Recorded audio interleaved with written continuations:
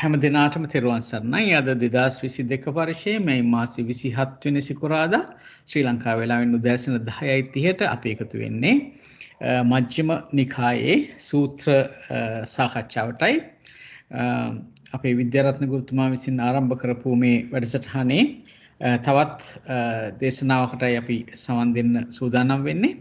අද අපට චූල වේදල්ල සූත්‍රය පැහැදිලි කර දීම සඳහා ශ්‍රී ලංකාව විසින් සම්බන්ධ වෙනවා ලසිල් කළුබෝවිල මහත්මයා. ලසිල් මහත්මයා ඔබතුමිය ඉතාමත්ම ගෞරවයෙන් පිළිගන්නවා ඔබතුමාව මේ සභාවට. ඒ වගේම ඔබතුමාට යොමු වෙනවා අද දවසේ නියමිත චූල වේදල්ල සූත්‍රය අපිට පැහැදිලි කර දෙන්න ලෙසට. තෙරුවන් සරණයි. තෙරුවන් සරණයි ජයත මහත්මයා, බොහොම පිං. ප්‍රථමයෙන් අපි নমස්කාරය කියලා පටන් ගමු.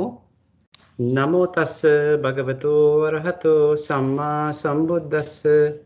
නමෝ තස්ස භගවතු වරහතෝ සම්මා සම්බුද්දස්ස. නමෝ තස්ස භගවතු වරහතෝ සම්මා සම්බුද්දස්ස. සියලු දෙනාටම තෙරුවන් සරණයි.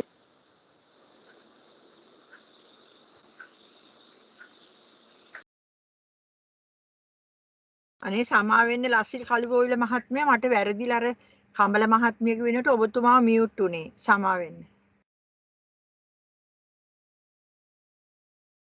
ජයන්ත මහත්මයා ඔව් ලස්සිල් මහත්මයා අන්මියුට් කරගන්න. ලස්සිල් සමා වෙන්න, මට වැරදිලා ඉලක්කය කියලා එක් සමා වෙන්න. දැන් ඇහෙනවද මාව? දැන් ඇහෙනවා. තෙරුවන් සරණයි. තෙරුවන් සරණයි. හොඳයි. එතකොට ප්‍රථමයෙන්ම මට මේ අවස්ථාව ලබා දීම සම්බන්ධයෙන් විද්‍යාරත්න ගුරු පියාණන් වහන්සේටත් ඒ ප්‍රියන්ති විද්‍යාරත්න ගුරු මෑණියන්ටත් ඒ වගේම අපගේ ජයන්ත රත්නායක මහත්මයා ඇතුළු සියලුම කල්යාණ මිත්‍ර මහත් මහත්මීන්ගේ පුණ්‍යානුමෝදනා පූර්වකව මේ සූත්‍ර සාකච්ඡාව පටන් ගන්න බලාපොරොත්තු වෙන්නේ. අද අපිට නියමිතව තියෙන්නේ මජ්ක්‍ධිම නිකායේ සූත්‍ර පිටකයේ මජ්ක්‍ධිම නිකායේ මූලපණ්ණාසකයේ සූත්‍ර 54න් මේ වෙනකොට අපි සූත්‍ර 43ක් කරලා අවසන් 42ක් කරලා අවසන් සමා වෙන්න. 43 වෙනි සූත්‍රය තමයි මහා වේදල සූත්‍රය.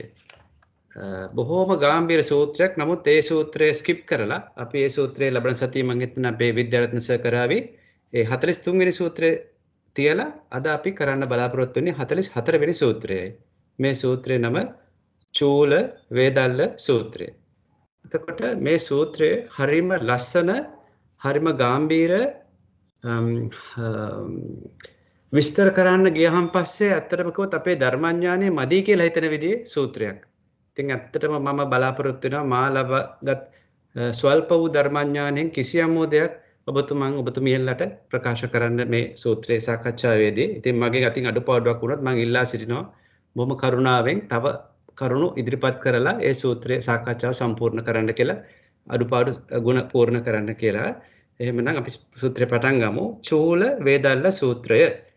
චූල කියලා කියන්නේ අපි දන්නවා මේ මජ්ක්‍ධිම නිකායේ යමක වග්ගයේ චූල වග්ගය කියලා එහෙම තියෙනවා. ඒ වග්ගවල චූල කියලාත් එකම නමින් එන සූත්‍ර දෙක තියෙනකොට ඒවට එකක් යනවා මහා කියලා, අනිත් එක යනවා චූල කියලා. එතකොට දැන් මේකේ මේක චූල යමක වග්ගයට අයිති වන්නේ. ඊළඟට මේක චූල වේදල්ල සූත්‍රය. එතකොට චූල කියලා කියන්නේ කුඩා කියන එක අපිට ගන්න පුළුවන්, මහා කියන එක මහා කියලා ගන්න පුළුවන්. ඒතර කුඩා වේදල්ල සූත්‍රය. දැන් මේ වේදල්ල කියන්නේ මොකද්ද? වේදල්ල කියනකොට අපි මතක් කරගන්න ඕනේ අපේ තථාගතයන් වහන්සේගේ ධර්මය, ධර්ම විනය. ශ්‍රී සතගත ධර්ම විනය පරියාප්ති ශාසනය කොටස් 9කට බෙදෙනවා. නවාංග ශාස්ත්‍ර ශාසනය කියලා. මේ නවාංග ශාස්ත්‍ර ශාසනයේ කොටස් 9 නම් කරන්නේ සූත්ත, ගෙය්‍ය, වෛයාකරණ, ගාථා, උදාන, ඉතිවුත්තක, ජාතක, අද්භූත ධම්ම, වේදල්ල කියලා. එතකොට අද අපි මේ සාකච්ඡා කරන බලාපොරොත්තු වෙන නමත් වේදල්ල. මේ එතකොට නවංග ශාස්ත්‍රය තියෙනවා මේ වේදල්ල කියන නම. එතකොට අපේ විනීතා ගුරුමෑණියෝ මට මතකයි දවසක් අපිට පැහැදිලි කරලා දුන්නා මොනවද සුත්ත කියන්නේ, මොනවද ගෙය්‍ය කියන්නේ, මොකද්ද වෛයාකරණ කියන්නේ කියලා. ඒ නිසා මම මේ උපුටාගත් මේ අපේ මහාචාර්ය ස්වාමීන් වහන්සේ කෙනෙක්ගෙන් උපුටාගත් මහාචාර්ය කොන්ස්ටන්ටි ආනන්ද හිමියන් රුහුණු විශ්වවිද්‍යාලයේ සිංහල අධ්‍යයන අංශයේ ඒ ස්වාමීන් වහන්සේ විසින් කරපු ආටිකල් එකකින් මම මේ ප්‍රකාශ කරන්න. සුත්ත කියලා කියන්නේ විනය පිටකයේ නිर्देश සුත්ත නිපාත සඳහන් මංගල රතන ආදී සූත්‍ර කියලාට අයිති වෙනවලු. තවත් අයිති වෙනවා ඇති. ගෙය්‍ය කියලා කියන්නේ ගාථා සහිත සියලු දේශනා. වෛයාකරණ කියලා කියන්නේ ගාථා රහිත අභිධර්මය මේට ඇතුළත් වේ. වෛයාකරණ. ඊට පස්සේ ගාථා කියලා කියන්නේ ධම්මපද ගාථා, තේර ගාථා, තේරී ගාථා ඒ වගේ. උදාන කියලා කියන්නේ බුදුරජාණන් වහන්සේත් රහතන් වහන්සේලාත් ප්‍රීතිය ප්‍රකාශ කරන දේශනාවලට කියන උදාන කියලා. ඉති උත්තක කියලා කියන්නේ ඉති උත්තං කියලා පටන් ගන්න සූත්‍ර දේශනාවලට කියනවා ඉති උත්තක කියලා. ජාතක කියලා කියන්නේ බෝධිසත්වයන් වහන්සේගේ අපි තථාගතයන් වහන්සේගේ බෝධිසත්ව කාලයේදී වෙච්ච චරිත කතා, බෝධිසත්ව චරිත කතා ඇතුළත් දේශනා ජාතක නමින් හඳුන්වනවා. අද්භූත ධම්ම කියලා කියන්නේ විවිධ අද්භූත සිදුවීම් මුල් කරගෙන බුදුන් වහන්සේ විසින් දේශනා කරන ධර්මය තමයි අද්භූත ධම්ම කියලා සඳහන් වෙන්නේ. අන්තිමට වේදල්ල කියන එක මෙතන සඳහන් වෙනවා. චුල්ල වේදල්ල, මහා වේදල්ල, සම්මා දිට්ඨි, සක්ක පඤ්ඤ ආදී සූත්‍ර දේශනයි. ඒතර මේකෙන් පැහැදිලි වෙනවා වේදල්ල කියන එකට අයිති වෙන්නේ අපි මේ අද සාකච්ඡා කරන චූල වේදල්ල සූත්‍රයයි, ලබන සතියේ අපේ කරන්න බලාපොරොත්තු වෙන්නේ මහා වේදල්ල සූත්‍රයයි, සම්මාදිට්ඨි සූත්‍රය අපි කරා. අපිට මතකයි 9 වෙනි සූත්‍රයේ වශයෙන් ඒ සම්මාදිට්ඨි සූත්‍රය සරියුද්ධ ස්වාමීන් වහන්සේ දේශනා කරපු. ඊපස්සේ සක්කපඤ්ඤ කියලා සූත්‍රයකුත් අයිති වෙනවා කියලා සඳහන් වෙලා තියෙනවා මේ ස්වාමීන් වහන්සේ විසින්. ඊට පස්සේ මේ ශාස්ත්‍ර ශාසනය ගැන කියනකොට ආයි තව තැනකදී මම මේ වේදල්ල කියන වචනේ බලන්න හොයුවා මොකද්ද වේදල්ල කියන්නේ කියලා. එතන මෙතන කියනවා වේදල්ල කියන එක දක්වලා තියෙනවා මේක ගත්තේ මම මේ ත්‍රිපිටක අට්ඨඝෝෂය කියලා පොතක්. ඒකේ තියෙනවා සිංහල වචනයයි පාලි වචනයයි තේරුම්. ඒකේ ශාස්ත්‍ර ශාසනය කියන තැන තියෙනවා සූත්ත කියලා කියන්නේ සූත්‍ර දේශනා. ගෙය්‍ය කියන්නේ ගායනා කටයුතු ගාථා. වෛයාකරණ කියලා කියන්නේ අංග 8කින් යුත් සංග්‍රහ නොකළ බුද්ධ වචන. අපි කිව්වා මේ අභිධර්මයේ එහෙම අන්තර්ගතයි කියලා. ගාථා කියන්නේ ධම්මපද අර විදිහටමයි. ගාථා කියන්නේ තේරි ගාථා ධම්මපද ඒවා. උදාන කියන්නේ ප්‍රීති වාක්‍ය. ඉතිවුත්තක කියන්නේ මෙසේයයි දන්වන ලද ධර්ම. ජාතක කියන්නේ ජාතක කතා. අද්භුත ධර්ම කියලා කියන්නේ ආශ්චර්ය අද්භුත ධර්මයන්ගේ එකතුව. වේදල්ල කියලා කියන්නේ නුවණින් සතුටින් විමසන ලද දේශනා. එතකොට මේවා සඳහන් කරලා තියෙන්නේ මේ පොතේ නුවණින් සතුටින් විමසන ලද දේශනා. ඒක නිකන් ප්‍රශ්න ක්‍රමයට වගේ නිකන් මෙතන තියෙන තනිකර ප්‍රශ්න කරන නිකන් සාකච්ඡා වගේ තියෙන්නේ. කෙනෙක් ප්‍රශ්න කරනවා තව කෙනෙක් පිළිතුරු දෙනවා. ඒක හැබැයි නිකම්ම මේ හිස් වචන ගොඩක් නෙමෙයි.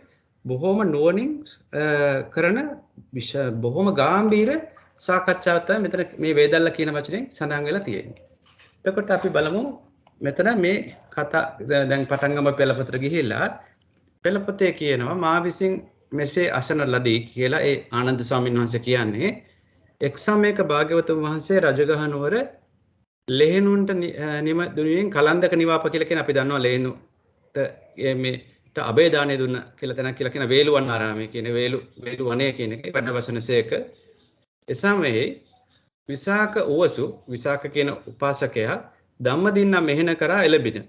එළබ ධම්මදින්නා මෙහෙණ ඇදුරු කොට වැද. ඒ කියන්නේ දැන් විසාක උපාසකයා ධම්මදින්න මෙහෙණින් වහන්සේව ඇදුරු කියන්නේ ආචාර්ය තත්ත්වයට තියාගෙන වඳිනවා. වැඳලා එකක් පසක ඉන්නවා. එකක් පසක උන් විසාක උපාසක ධම්මදින්නා මෙහෙණට සක්කාය ආදී තෙලබස් මේ සක්කාය ආදී මෙන්න මේ බස් ටික කියන්න ගත්තා කියලා. ඔන්න දැන් මෙතන පටන් ගන්නවා මේ සාකච්ඡාව. දැන් අපි බලමු කවුද මේ ධම්මදින්නා කියන්නේ? කවුද මේ විසාක කියන්නේ? මේක හරිම වැදගත් කියන්නේ දැන් අපි මෙතන ඉන්න බොහෝ මහත්මීන්ලා අපි සියලු දෙනාම ගිහියෝ. අපි ඔක්කොම වැටෙන උපාසක උපාසිකා ගණයට. එතකොට මෙතන ඉන්නෙත් මේ මහත්යයි නෝනයි. එහෙම නැත්නම් අනිත් පැත්තට නෝනයි මහත්යයි. ගිහිවි කාලේ එකට හිටපු ස්වාමි පුරුෂයා සහ බිරිඳ කියන දෙදෙනා තමයි මේ ඉන්නේ අත්‍තරම කිව්වොත් එimhe. ඉතින් මේක හරි අදාළයි අපිට මේ දෙදෙනා මේ සංසාරේ මෙහෙම එකට ඇවිල්ලා මේ අන්තිම භවයේදී කොහොමද මේ බුද්ධ ශාසනය සම්බන්ධ වෙන්නේ කියලා. ඉතින් මම එතනදී ගත්ත මේ ධම්මදින්නා තෙරණියගේ චරිත කතාව පොඩ්ඩක් ඉන්ට්‍රස්ට් නිසා ඒකත් පොඩ්ඩක් ප්‍රකාශ කරන්න.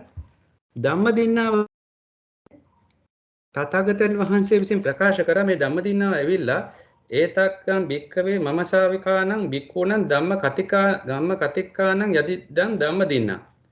මහණෙනි මගේ ශ්‍රාවිකාවන් අතර ධම්ම කතික භික්ෂුණීන්ගෙන් ධම්ම දින්නා තෙමෙව් අග්‍රවන්නේ වදාරා අගතන්තුරේ පිහිටුවා වදාළසේක. එතකොට මේ කතාවට මූලික වෙන ධම්ම දින්නා තෙරණිය ඇවිල්ලා මේ අපේ තථා ගෞතම බුද්ධ ශාසනයේ ශ්‍රාවිකාවන් අතර ධම්ම කතික ධම්ම අතර අගතම්පත් භික්ෂුණීන් වහන්සේ තමයි මේ කතාවට ප්‍රශ්න ධම්ම දින්නා තෙරණිය.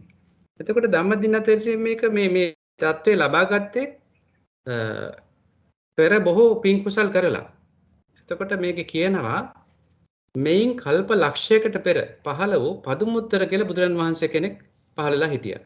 ඒ කාලේ ওই පදුමුත්තර බුදුරන් වහන්සේ කාලේ තමයි ඇත්තටම කියන්නේ මේ ගොඩක් මේ ශ්‍රාවක ශ්‍රාවිකාවන් ප්‍රාර්ථනා කරන්න පටන් ගත්තේ මේ ගෞතම බුද්ධ ශාසනයේ මේ කියන්නේ පෙර අනාගත ශාසනයක මේ තනතුරු ලබනවා කියලා. එතකොට ඒ හංසගේ කාලේ හංසවතී නුවර ඉපදිලා කුලගේක ඉපදිලා දිනක් දියගෙන යාමට පිවිසි ඕතමෝ නිරෝධ සමාපත්තින් සමවැදීන් නැගී පිටුසිගා වැඩි සුජාත නම් අග්‍ර ශ්‍රාවකයන් වහන්සේට එක් කැවුමක් පිදුවාය. නිරෝධ සමාපත්තියට සම්වැදීන් නැගී සිට වෙලේ පිදූ දාණයෙන් මහානිසංසගෙන දෙන හේයින් ඕතමෝ මියගිය පසු දෙව්ලොව උපන්නාහ. එතකොට කරපු එක පින්කමක් තමයි ප්‍රධාන පින්කමක් අර අග්‍ර ශ්‍රාවක ස්වාමීන් වහන්සේට නිරෝධ සමාපත්තියෙන් නැගී සිටපු ගමන්ම එක කැවුමක් පූජා කරලා තියෙනවා. ඊළඟට ඒක නිසා බොහෝ මහත්ඵල මහන්සියස ලැබුවා. ඊට පස්සේ පුස්ස කියන බුදුරන් වහන්සේ ලෝ පහළ කාලේද ඕතමෝ මිනිස් ලෝ ඉපිද තම පියාගේ වෙනත් බිසවගේ පුතුන් දෙන දන් දෙනු දැක සමාද දානයක් දී මිය ගොස් දෙව්ලොව උපන්නා. ඒතර පුස්ස බුදුහාමුදුරේ කාලෙත් ආයේ මේ මනුස්ස ලෝකෙට ඇවිල්ලා දානයක් පූජා කළා ආයි දෙව්ලොව ගිහලා ඉපදුනාලු. ඊට පස්සේ ආයි කියනවා කාශ්‍යප බුදුරන් වහන්සේ කාලේ කිකී නම් රජුගේ දේනියක්ව ඉපිද තමාගේ සහෝදරයන් සමග එකතුව ආරාමයක් තනා පිදුවාය. ඒතර මෙතන කියනවා මේ කිකී රජුට හිටපු දුවලා අතරට එනවා කියලා මට මතක විදියට සුජාතාව ඊළඟට ගොඩක් අපේ මේ ශාසනයේ මම හිතන්නේ යශෝදරා දේවිය සුජාතාව ඊළඟට විශාඛාව ඔය වගේ කීප දෙනෙක් මට මතකයි මේ සහෝදරයන් 6 දෙනාට එනවා කියලා. ඒ කාලේ එකට ඉඳලා තියෙනවා. එතකොට මේ ධම්මදින්නවත් එක සහෝදරියක්.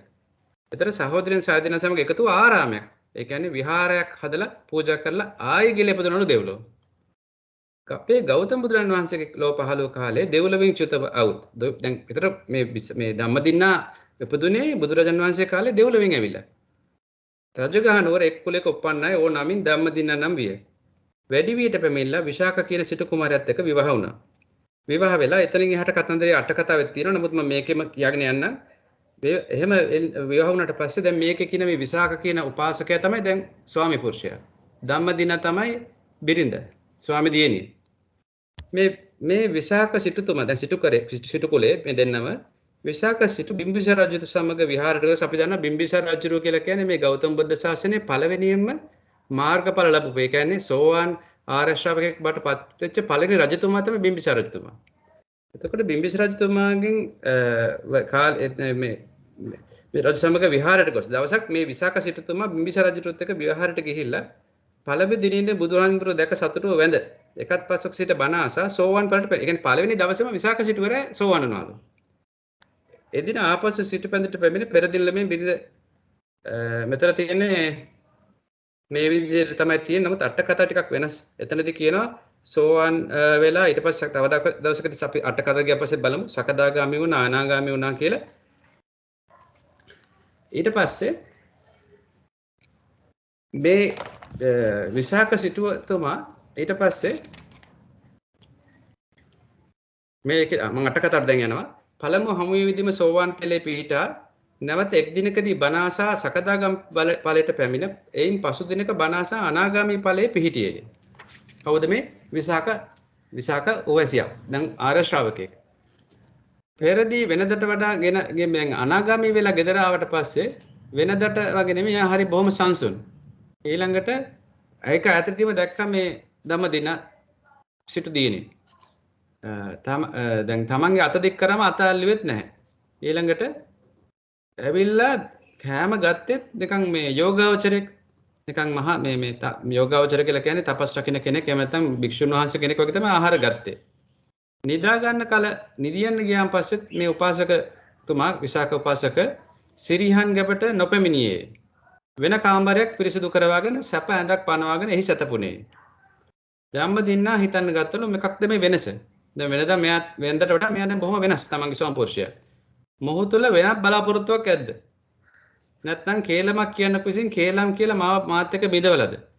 කියලා ඔහුට උපස්සන්ට කුස වැඳ දැන් මෙතනදී ධම්මදින්නාව මේ වඳිනවා විසාක සිටුවරයට ස්වම්පෝර්ෂයට වැඳලා අහනවා වැඳ හිටියේ උපාසක තෙමේ ඇයි ධම්මදින්නානි කියලා අවේලාවේ පැමිණී කියලා අහනවා. තමන්ගේ ඒ කාමරයට. එතකොට නුඹ පෙරමින් නෙවෙයි කියලා කිව්වම් පස්සේ විසිට දිනේ කිව්වම් කියනවා මම කියන්න කියලා මගේ අතින් මොකද වරදක් වුණාද? එසේනම් ඇයි එහෙම නැත්නම් මේ විදිහට හැසිරෙන්නේ කියලා. එතකොට විසාක උපාසකතුමා දැන් අනාගාමික උපාසකතුමා හිතනවා මේ ලෞතුරු දහම නම් ගරු කටයුතුයි. බර ඇරුම්ය. මම මේ කරුණ හෙලි කරේ නැත්තම් දැන් මෙතුමා දන්නවා මම එතුමා අනාගාමී කියලා. මම මේක එලි කර නැත්තම් මෝතමෝ මෙහි ලය පැලීම කියන්නේ මේ බිරිඳට මම මේ ඇත්ත කිව්වේ නැත්තම් මේ බිරිඳගේ පපු පෙරලා යන්න පුළුවන්. නිසා ඇයට අනුග්‍රහ පිණිස කීව යුතුයි ලෞතුරු දහමට නැත්තම් ඒ தത്വෙට උත්තරීතර බවට පැමිණීමේ. එසේ එහට ලෞකික ක්‍රියා නොවටි. ඉතින් ඔබ කැමති නම් මගේ 40 කෝටියක් ධනයත් තිගේ 40 කෝටියක් ධනයත් අරගෙන මේ අධිපතිව ඒ 80 කෝටියටම අධිපති වෙලා මගේ මව්තනතුරේ කැමති නම් ඉන්න. මගේ නැගණි තනතුරේ ඉන්න. මමට කැම ටික විතරයි ඕනේ. තී දෙන ආහාරලින් පමණක් මම යැපෙන්න. නැවත ඔබට එසේ නොකැමති නම් මේ වස්තුව ගෙන ඔබගේ දෙමව්පියන් වෙත යන්න. එහෙම නැත්නම් වෙනත් බලාපොරොත්තුවක් තියෙනවා. මම තී නැගණි තනතුරේ හෝ දුවනි තරතුරේ හෝ තබා පෝෂණය කරන්න. දැන් ධම්මදින්නාට මේක හරි පුදුම ප්‍රහෙලිකාවක් මේ මහත්යාගේ වෙනස් වීම. එතකොට ස්වභාවික පිරිමියෙක් නම් එහෙම කියන්නේ ඒකාන්තයෙන්ම ධම්මදින්නාත් හරි නුවණක්කාර නේදලා සංසාරේ පෙරම් පුරාගෙන ආපු කෙනෙක්නේ. ඉතින් ඒ කරලා හිතුවා මේක මේ ලෝතුරා දහම ලබන්න පුළුවන් පුරුෂයන්ට විතරද? ස්ත්‍රීන්ට නොසුදුසු වන්නේද? ස්ත්‍රීනුත් ඒ අවබෝධ කරගන්න ඕනේ නේද කියලා යම් කෙනෙකුට උපරිශ්‍රය ඇද්ද? උපරිශ්‍රය කියලා කියන්නේ හේතු සම්පත්. බලවත් හේතු සම්පත් තියෙනවා නම් මේ ලබා ගන්න පුළුවන් නේද කියලා විසාකාවගෙන් ධම්මදින්නා සිටු දිනේ ඉල්ලුවා විසාක උපාසකයාගෙන් මටත් පැවිදි වෙන්න අවසර දෙන්න. ඉතින් සිටු දිනේ ඉල්ලනවා මට පැවිදි වෙන්න අවසර දෙන්න කියලා. දැන් විසාක දැන් ආර්ය ශ්‍රාවකෙක් බවට පත් වෙච්ච කෙනෙක් කවදාකවත් තව කෙනෙකුගේ මාර්ගය වහන්නේ නැහැ. ඉතින් ඒ නිසා මැනවි සොඳුර මමද මේ මග යොදන්නට කැමැත්තෙන් සිටිමි. එහෙත් ඔබගේ අදහස් නොදන්නා බැවින් ඒ නොකීමි. එතකොට විසාක කිව්වා විසාක ආර්ය ශ්‍රාවකයෙක් කිව්වා මම ඒක ඔබව යවන්න තමයි අදහස් කරන්නේ. නමුත් ඔබගේ අදහස් දැනසෙ තමයි ඔබට නොකියවේ. නමුත් මම ඒ අදහසට මගේ අකමැත්තක් නැහැ කියලා බිම්බිසාර රජතුමා වෙතට ගිහිල්ලා රජුරවන්ට කියලා රජුරුවන් අවේලාවේ රජුරුව හම්බෙන්න ගිහිල්ලා. ඒ කියන්නේ ඒකෙන් පේනවා මේ රජුරුවත් එක බොහොම හිතවත් කෙනෙක් වෙන්න ඕනේ මේ විසාක සිටුවරයා. එතකොට ස්වර්ණ සීවිකාවකින් කියන්නේ නගරයේ වටා හොඳට පෙරහැරක් කරලා සුවඳ පැනින් මේවා කළ විසාක තෙමේ ධම්මදින සුවඳ පැනින් ආවා ඥාතින් පිරිවර මලින් සුවඳ පොදමින් ධම්මදින පැවිදි කළ මැනවි කියලා බොහොම ගරු විදිහට ගරු සම්භාවනීය විදිහට මේ ධම්මදිනාව මේ පැවිදි කරලා තියෙනවා. මේ භික්ෂුණිය බවට පත් කරලා තියෙනවා. ඊළඟට පංච කර්මස්ථානයේ කියවා හිසකෙස් කියන්නේ පංචකයේ කියවලා හිසකෙස් බාලා සිත්තල වාසය එයට අවවාද කරා මේ ධර්මයේ විසාකතමේ සිත්තල වාසය කරන්නයි ධර්මයේ ස්වාක්කත වෙයි කියලා වඳ නික්ම ගියේ. ඊට පස්සේ ධම්මදින්න පැවිදි වෙච්ච දවස් ඉඳන්ම ලාභ සත්කාර දැන් මේ බොහෝ පින් කරපු කෙනෙක් කුසල කරපු කෙනෙක්නේ හරියට ලාභ සත්කාර ලැබෙනවලු. ඊළඟට උපාධ්‍ය තෙරණියන්ගෙන් කැටුව 38 අරමුණු අතරින් අපි දන්නවනේ මේ තියෙනවා මේ සමත භාවනාව කියලා අරමුණු 8ක් 38ක් ඒව අතරින් Tamanට සුදුසු කමඨහනක් අරගෙන මහානදම් පටන් ගත්තා. පටන් අරගෙන පදුමුත්‍ර සරජන් අර මං කලින් කියපු පදුමුත්‍ර සරජන් වහන්සේ ලෝපන් කල්ලි කුලයක දාසික වශයෙන් සිටිදී තමන්ගේ කෙස් විකුණා අග්‍රශ්‍රාවක වූ සුජාත තෙරණට දන් දී ප්‍රාර්ථනා කළද මේක පොතේ තියෙනවා අටකතාව කියනවා එතනදී තවත් කරපු පින්කමක් දාසික වෙලා ඉන්නදී කෙස් විකුණලා සුජාත තෙරණට දන් දී ප්‍රාර්ථනා කරලු එම ප්‍රාර්ථනා මුදුන්පත් වීමෙන් බොහෝ කලක් කලන්ත නොවිය කීප දිනකම රහත් ඒ කියන්නේ දැන් අර පෙර සංසාරේ ප්‍රාර්ථනා කරපු නිසා රහත් බව ඒ දන් දීලා ඒක නිසා වැඩි කාලයක් යන්නේ නැතුව නොබෝ දිනකම රහත් වුණාලු. කවුද මේ රහත් දැන් රහත් වුනේ? ධම්මදින නොබෝ කාලෙකින්ම වැඩි කාලයක් ගියේ නැහැ මහාන වෙලා. රහත් තෙරණිය බවට පත් වුණා. ඊළඟට මේ භික්ෂුණිය රජගහ ආපහු මගේ නෑයවන් අතරට මං යන්න ඕනේ කියලා රජගහනුවරටම වැඩියා. මේ භික්ෂුණිය. විසාකතේ මේ ධම්මදින දැන් ඔන්න ඒක ආරංචි වුණා. මේ භික්ෂුණී ආරාමයට ආපහු නැවත වැඩියා කියලා මේ ධම්මදින තෙරණිය විසාක ආර්යයන් වහන්සේට.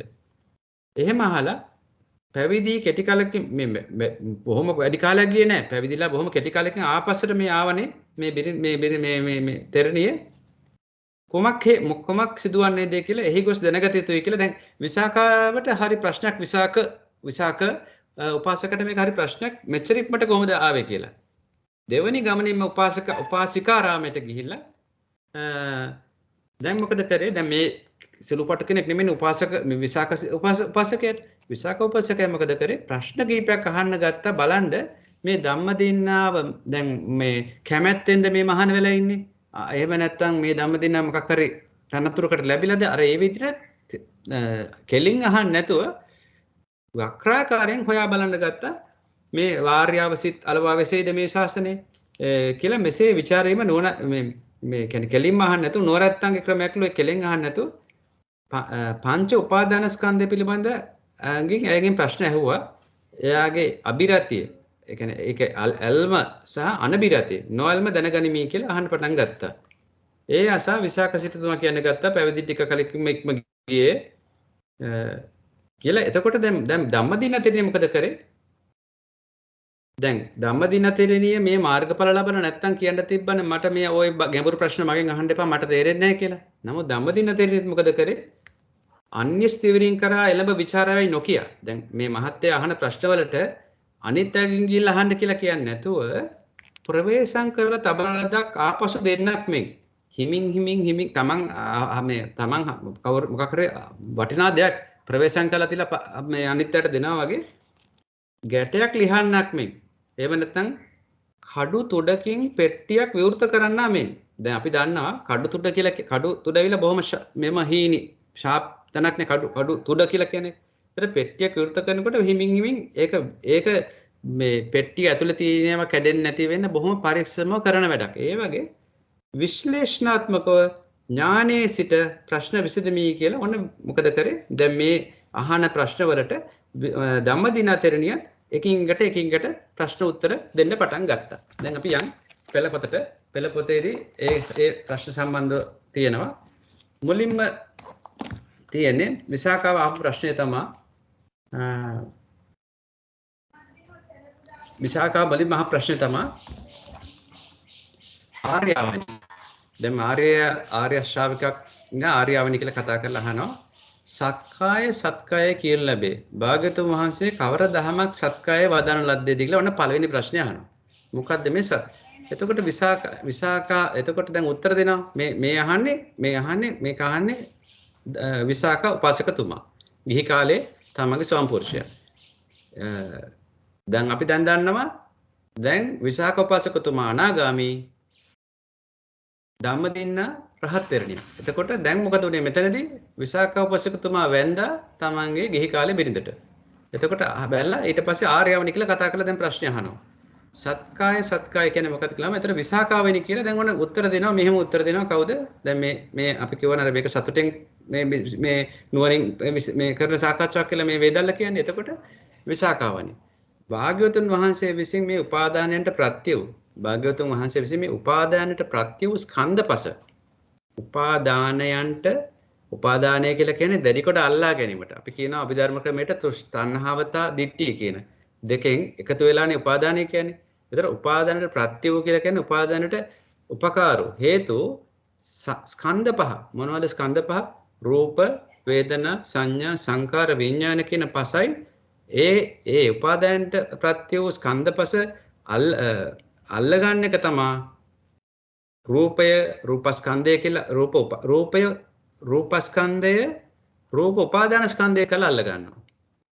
වේදනා ස්කන්ධය වේදනා උපාදාන ස්කන්ධය කියලා අල්ල ගන්නවා. කොහොමද අල්ලගන්නේ? තණ්හාවෙන් සහ දිට්ඨියෙන්. එතකොට මම මගේ කියන හැඟීමෙන්. එතකොට ඊළඟට සක්කාය කියලා සත්කාය කියලා කියන ඕනෝකටයි කියලා කියනවා. කියලා රූප සත්කාය කියන එකට පర్యాయ වචන කියන මොනවද? රූප උපාදාන ස්කන්ධය. වේදනා උපාදාන ස්කන්ධය. මෙතන වචන දෙකක් තියෙනවා. රූපය සහ උපාදාන රූපය ඇතුළට උපාදානය ඇවිල්ලා දැන්. නිකන් රූපස්කන්ධය නෙමෙයි. රූප උපාදාන ස්කන්ධය. වේදනා උපාදාන ස්කන්ධය. සංඥා උපාදාන ස්කන්ධය. සංඥා සංස්කාර උපාදාන ස්කන්ධය. විඥාන උපස්කන්ධය. අවත විසාකේනි භාග්‍යවතුන් වහන්සේ අපිට කියලා දීලා තියෙන්නේ මේ පංච උපාදාන ස්කන්ධය. ඔය පහම එකතු කරලා පංච උපාදාන ස්කන්ධය තමයි සත්කාය කියලා කියන්නේ කියලා. එතකොට අපි මතක් කරගන්න ඕනේ සංචිත්තේන පංච උපාදානස්කන්ධා කියලා අපි දන්නවා මේ දුක්ඛ සත්‍ය ගැන තථාගතයන් වහන්සේ දේශනා කළා තියෙනවා. ඒතර අපිට දැන් මේක හිතා ගන්න පුළුවන්. මේ දුක් ඔක්කොම එකතු කරලා කියලා අන්තිමට තථාගතයන් වහන්සේ කිව්වේ දුක්ඛ ස්කන්ධය අන්තිමට පංච උපාදානස්කන්ධය තමයි කෙටියෙන් කිව්වොත් මුළු පංචස්කන්ධයම පංච උපාදානස්කන්ධයම දුකයි කියලා. එතකොට මෙතනින් අපිට කියන්න මේ දුක් ගොඩම තමයි මේ සත්කාය කියලා ගන්නෙ කියලා. ඊළඟට විසාකා දෙවෙනි ප්‍රශ්නය අහනවා. විසාකා උපාසක ආර්යාමනි බුනුසේ කියන්නේ ඔබට කැමති මට තේරෙන විදිහට මේ වචනේ තියෙන බුනුසේ කියලා කියන ඔබට කැමති විදිහට උත්තර සමා වෙන්න. විසාකා උපාසක ආර්යාමනි බුනුසේ මැනවෙයි ධම්මදින නමිනගේ බසට තුටුව. ඒ කියපු දෙයට සතුටු වුණා කවුද? විසාකා විසාක උපාසක. විසාක උපාසක ආර්යාවනි බුනුසේ මැනවෙයි ඔබ කීප එක හොඳයි කියලා ධම්මදින මෙහිණිගේ බසට තුටුව අනුමෝදන්ව සාදු සාදු කියලා අපි ඒ විදිහට මැනවි කියලා අනුමෝදන්ව ඒකට ප්‍රතිවිරුද්ධ වුන්නේ නැහැ. ඒකට විරුද්ධ වුන්නේ ධම්මදින මෙහිණ. දැන් මොකද හේතුව? දැන් විසාක උපාසකයාත් සක්කාය දිට්ඨිය ප්‍රහාණය කරලා ඉන්නේ. ඉතින් ඒ නිසා මේ කියපු උත්තරේ හරි කියලා දන්නවා. ධම්මදින මෙහිණ මතුවේ ආපූජ්ජා විසින් නැවත ප්‍රශ්නයක් අහන්න ගත්තා. ආර්යවනේ සක්කාය සමුදය. දැන් මේක කිව්වනේ සක්කාය කියන්නේ මොකද කියලා. ඊට පස්සේ අහන සක්කාය සමුදය කියන්නේ මොකද? සමුදය කියලා කියන්නේ හට ගැනීමනේ. සක්කායේ හට ගැනීම මොකද්ද? සත්කායේ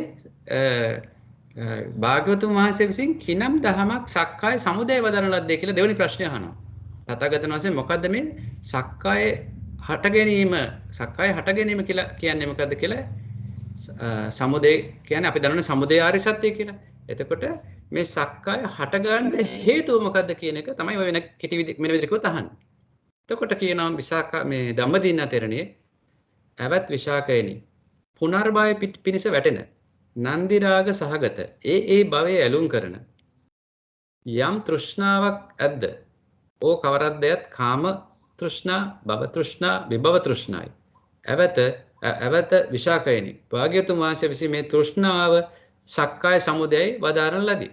එතකොට මෙතන ගත්තොත් මෙතන මේ එන්නේ පාලි වලින් කිව්වොත් තණ්හා පෝනෝ භවිකා නන්දි රාග සහගතා తත්‍ර తත්‍රාභි නන්දිනී සෙය්‍යති ඉදං කාම තණ්හා භව තණ්හා විභව තණ්හා කියන එක තමයි මෙතන මේ කියන්නේ. තනිකරම මේ අපි දන්නවා සමුදය ආර්ය සත්‍යය. එතකොට සක්කාය කියන එක දුක්ඛයනේ. ඒ දුක්ඛයට හේතුව අපි දන්නවා තෘෂ්ණාව කියලා. සමුදය ආර්ය සත්‍යය. ඒතර මෙතන කියන උත්තරේ මේ ආර්ය සත්‍යෙම තමයි මේ යන්නේ කතා කරන්නේ.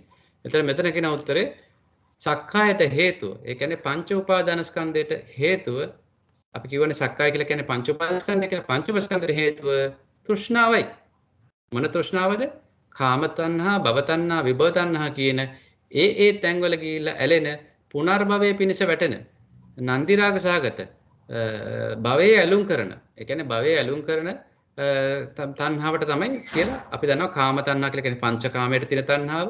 භව තණ්හාව කියලා කියන්නේ භවයේ රූප අරූප ඒ භවවලට තියෙන තණ්හාව. විභව තණ්හා කියලා කියන්නේ උච්ඡේද දෘෂ්ටිය වගේ. ආයි භවයක් නැහැ කියලා ඉඳලා හොඳට සැප විඳින්න ඕනේ කියන මෙතන තියෙන උච්ඡේද දෘෂ්ටිය. මෙතන තියෙන ශාස්ත්‍ර දෘෂ්ටිය. භවයේ පතාගෙන දිගට යන්න තියෙන ආසාව. මේ තියෙන්නේ මේ භවයෙන් භවයට යන්න තියෙන ආසාව. මේ තියෙන්නේ කාමයන් පිනවන්න තියෙන ආසාව. මේ විභව තණ්හාව කියලා කියන්නේ උච්ඡේද දෘෂ්ටිය. ඉතින් ඔය ආකාරයට ත්‍රිවිධාකාර මේ තණ්හා වලින් තමයි කියලා මේ සක්කාය සමුදය කියන්නේ කියලා. තුන්වෙනි ප්‍රශ්නේ අහනවා ආර්යවනි. සක්කාය නිරෝධයයි කියනු ලැබේ. ආර්යවනි භාග්‍යතුන් වහන්සේ කිනම් දහමක් සක්කාය දැන් තුන්වෙනියට අහනවා විසාකා සිටුවරයා ආර්ය ශ්‍රාවකයා මේ සක්කාය නිරෝධය කියන්නේ නැති කිරීම. මේ සක්කාය එහෙම නැත්නම් කිව්වොත් පංච උපාදානස්කන්ධය නැති කිරීමයි කියලා කියනවා. මොකද්ද මේ ඒකට හේතුව? දැන් මේ දැනගෙන අහන්නේ. මේ Taman දන්නවා මේ චෙක් කරන්න අහන්න අනිත් පැත්තෙන් Tamanගේ ගිහි කාලේ බිරිඳ මේවා දැනගෙන දින්නේ කියලා. එතකොට ඒකට උත්තර දෙනවා විසාකාවනි. එම තෘෂ්ණාවගේ යම් අශේෂ විරාග නිරෝධයක්, ත්‍යාගයක්, පටිනිස්සග්ගයක්, විමුක්තියක්, අනාලයක් අපි ඒක පාලි වලින් කියන අශේෂ විරාග නිරෝධෝ ඡාගෝ පටිනිස්සග්ගෝ මොත්ති අනාලයෝ ඔහොම කියලා අර සම්පූර්ණයෙන්ම මේ තෘෂ්ණාවේ නැතිවීම කෙටියෙන්ම කිව්වොත් තෘෂ්ණාව නැති කිරීම සම්පූර්ණයෙන් සහ මුලින්ම අවත විශාන්නේ තෘෂ්ණාවගේ මේ අශේෂ විරාග නිරෝධය සක්කාය නිරෝධයයි භාගතුන් වහන්සේ. ඒ කියන්නේ පංච උපාදානස්කන්ධයට හේතු වෙන්නේ තෘෂ්ණාවයි. තෘෂ්ණාවට නැති කරන්න නම් මේ එතකොට දුක්ඛ මේ සක්කාය නිරෝධය. තෘෂ්ණාව නිරෝධය නෙමෙයි සක්කාය නිරෝධය කරන්න නම් මෙතන අහන්නේ ප්‍රශ්න එකයි පංච උපාදානස්කන්ධය නැති කරන්නේ කොහොමද කියලා පංච උපාදානස්කන්ධය නැති කරන්න නම් කරන්න ඕනේ අර තෘෂ්ණාවට පංච උපාදානස්කන්ධය නැති කරන්නේ තෘෂ්ණාවනේ හේතුව. එතන හේතුව නැති කරන්නයි ඕනේ. එහෙනම් මොකද්ද කරන්න ඕනේ? තෘෂ්ණාව නැති කරන්න ඕනේ. එතකොට තමයි සක්කාය නිරෝධය වන්නේ කියලා ඔන්න උත්තර දුන්නා. ඊළඟ හතරවෙනි ප්‍රශ්නේ අහනවා. ආර්යවනි සක්කාය නිරෝධ ගාමිනී ප්‍රතිපදාවක් තියනවාද? ඒකට මොකද වැඩපිළිවෙලක් තියනවාද? සක්කාය නිරෝධ ගාමිනී ප්‍රතිපදාව එහෙම එකක් කියනවා. මොකක්ද ආර්යවනි මේ භාග්‍යතුන් වහන්සේ කොහොමද මේ භාග්‍යතුන් වහන්සේ කිනම් ප්‍රතිපදාවක්? දැන් අහන්නේ බුදුහාමුදුරුවෝ මහාන වෙලා මේ බුදුහාමුදුරුවන්ගේ ධර්මයේ හරියට මෙයා තේරුම් අරගෙන කෙනෙක් අහන්නේ ඒකනේ ආර්යවනි මේ භාග්‍යතුන් වහන්සේ විසින් කිනම් ප්‍රතිපදාවක් සක්කාය නිරෝධ ගාමිනී ප්‍රතිපදාව වදන ලද්දද? එතකොට මේ සමාවෙන ධම්මදින ත්‍රිණිය එතකොට උත්තර දෙනවා.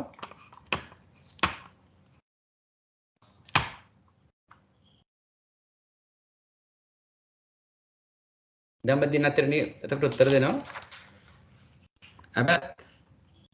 අබත් විශාකයනි භාග්‍යතුන් වහන්සේ විසින් අරියට මගම භාග්‍යතුන් වහන්සේ විසින් ආර්ය අෂ්ටාංග මාර්ගයම තමයි මේ සක්කාය නිරෝධ ගාමිනී ප්‍රතිපදාවේ වදාරන ලද්දේ.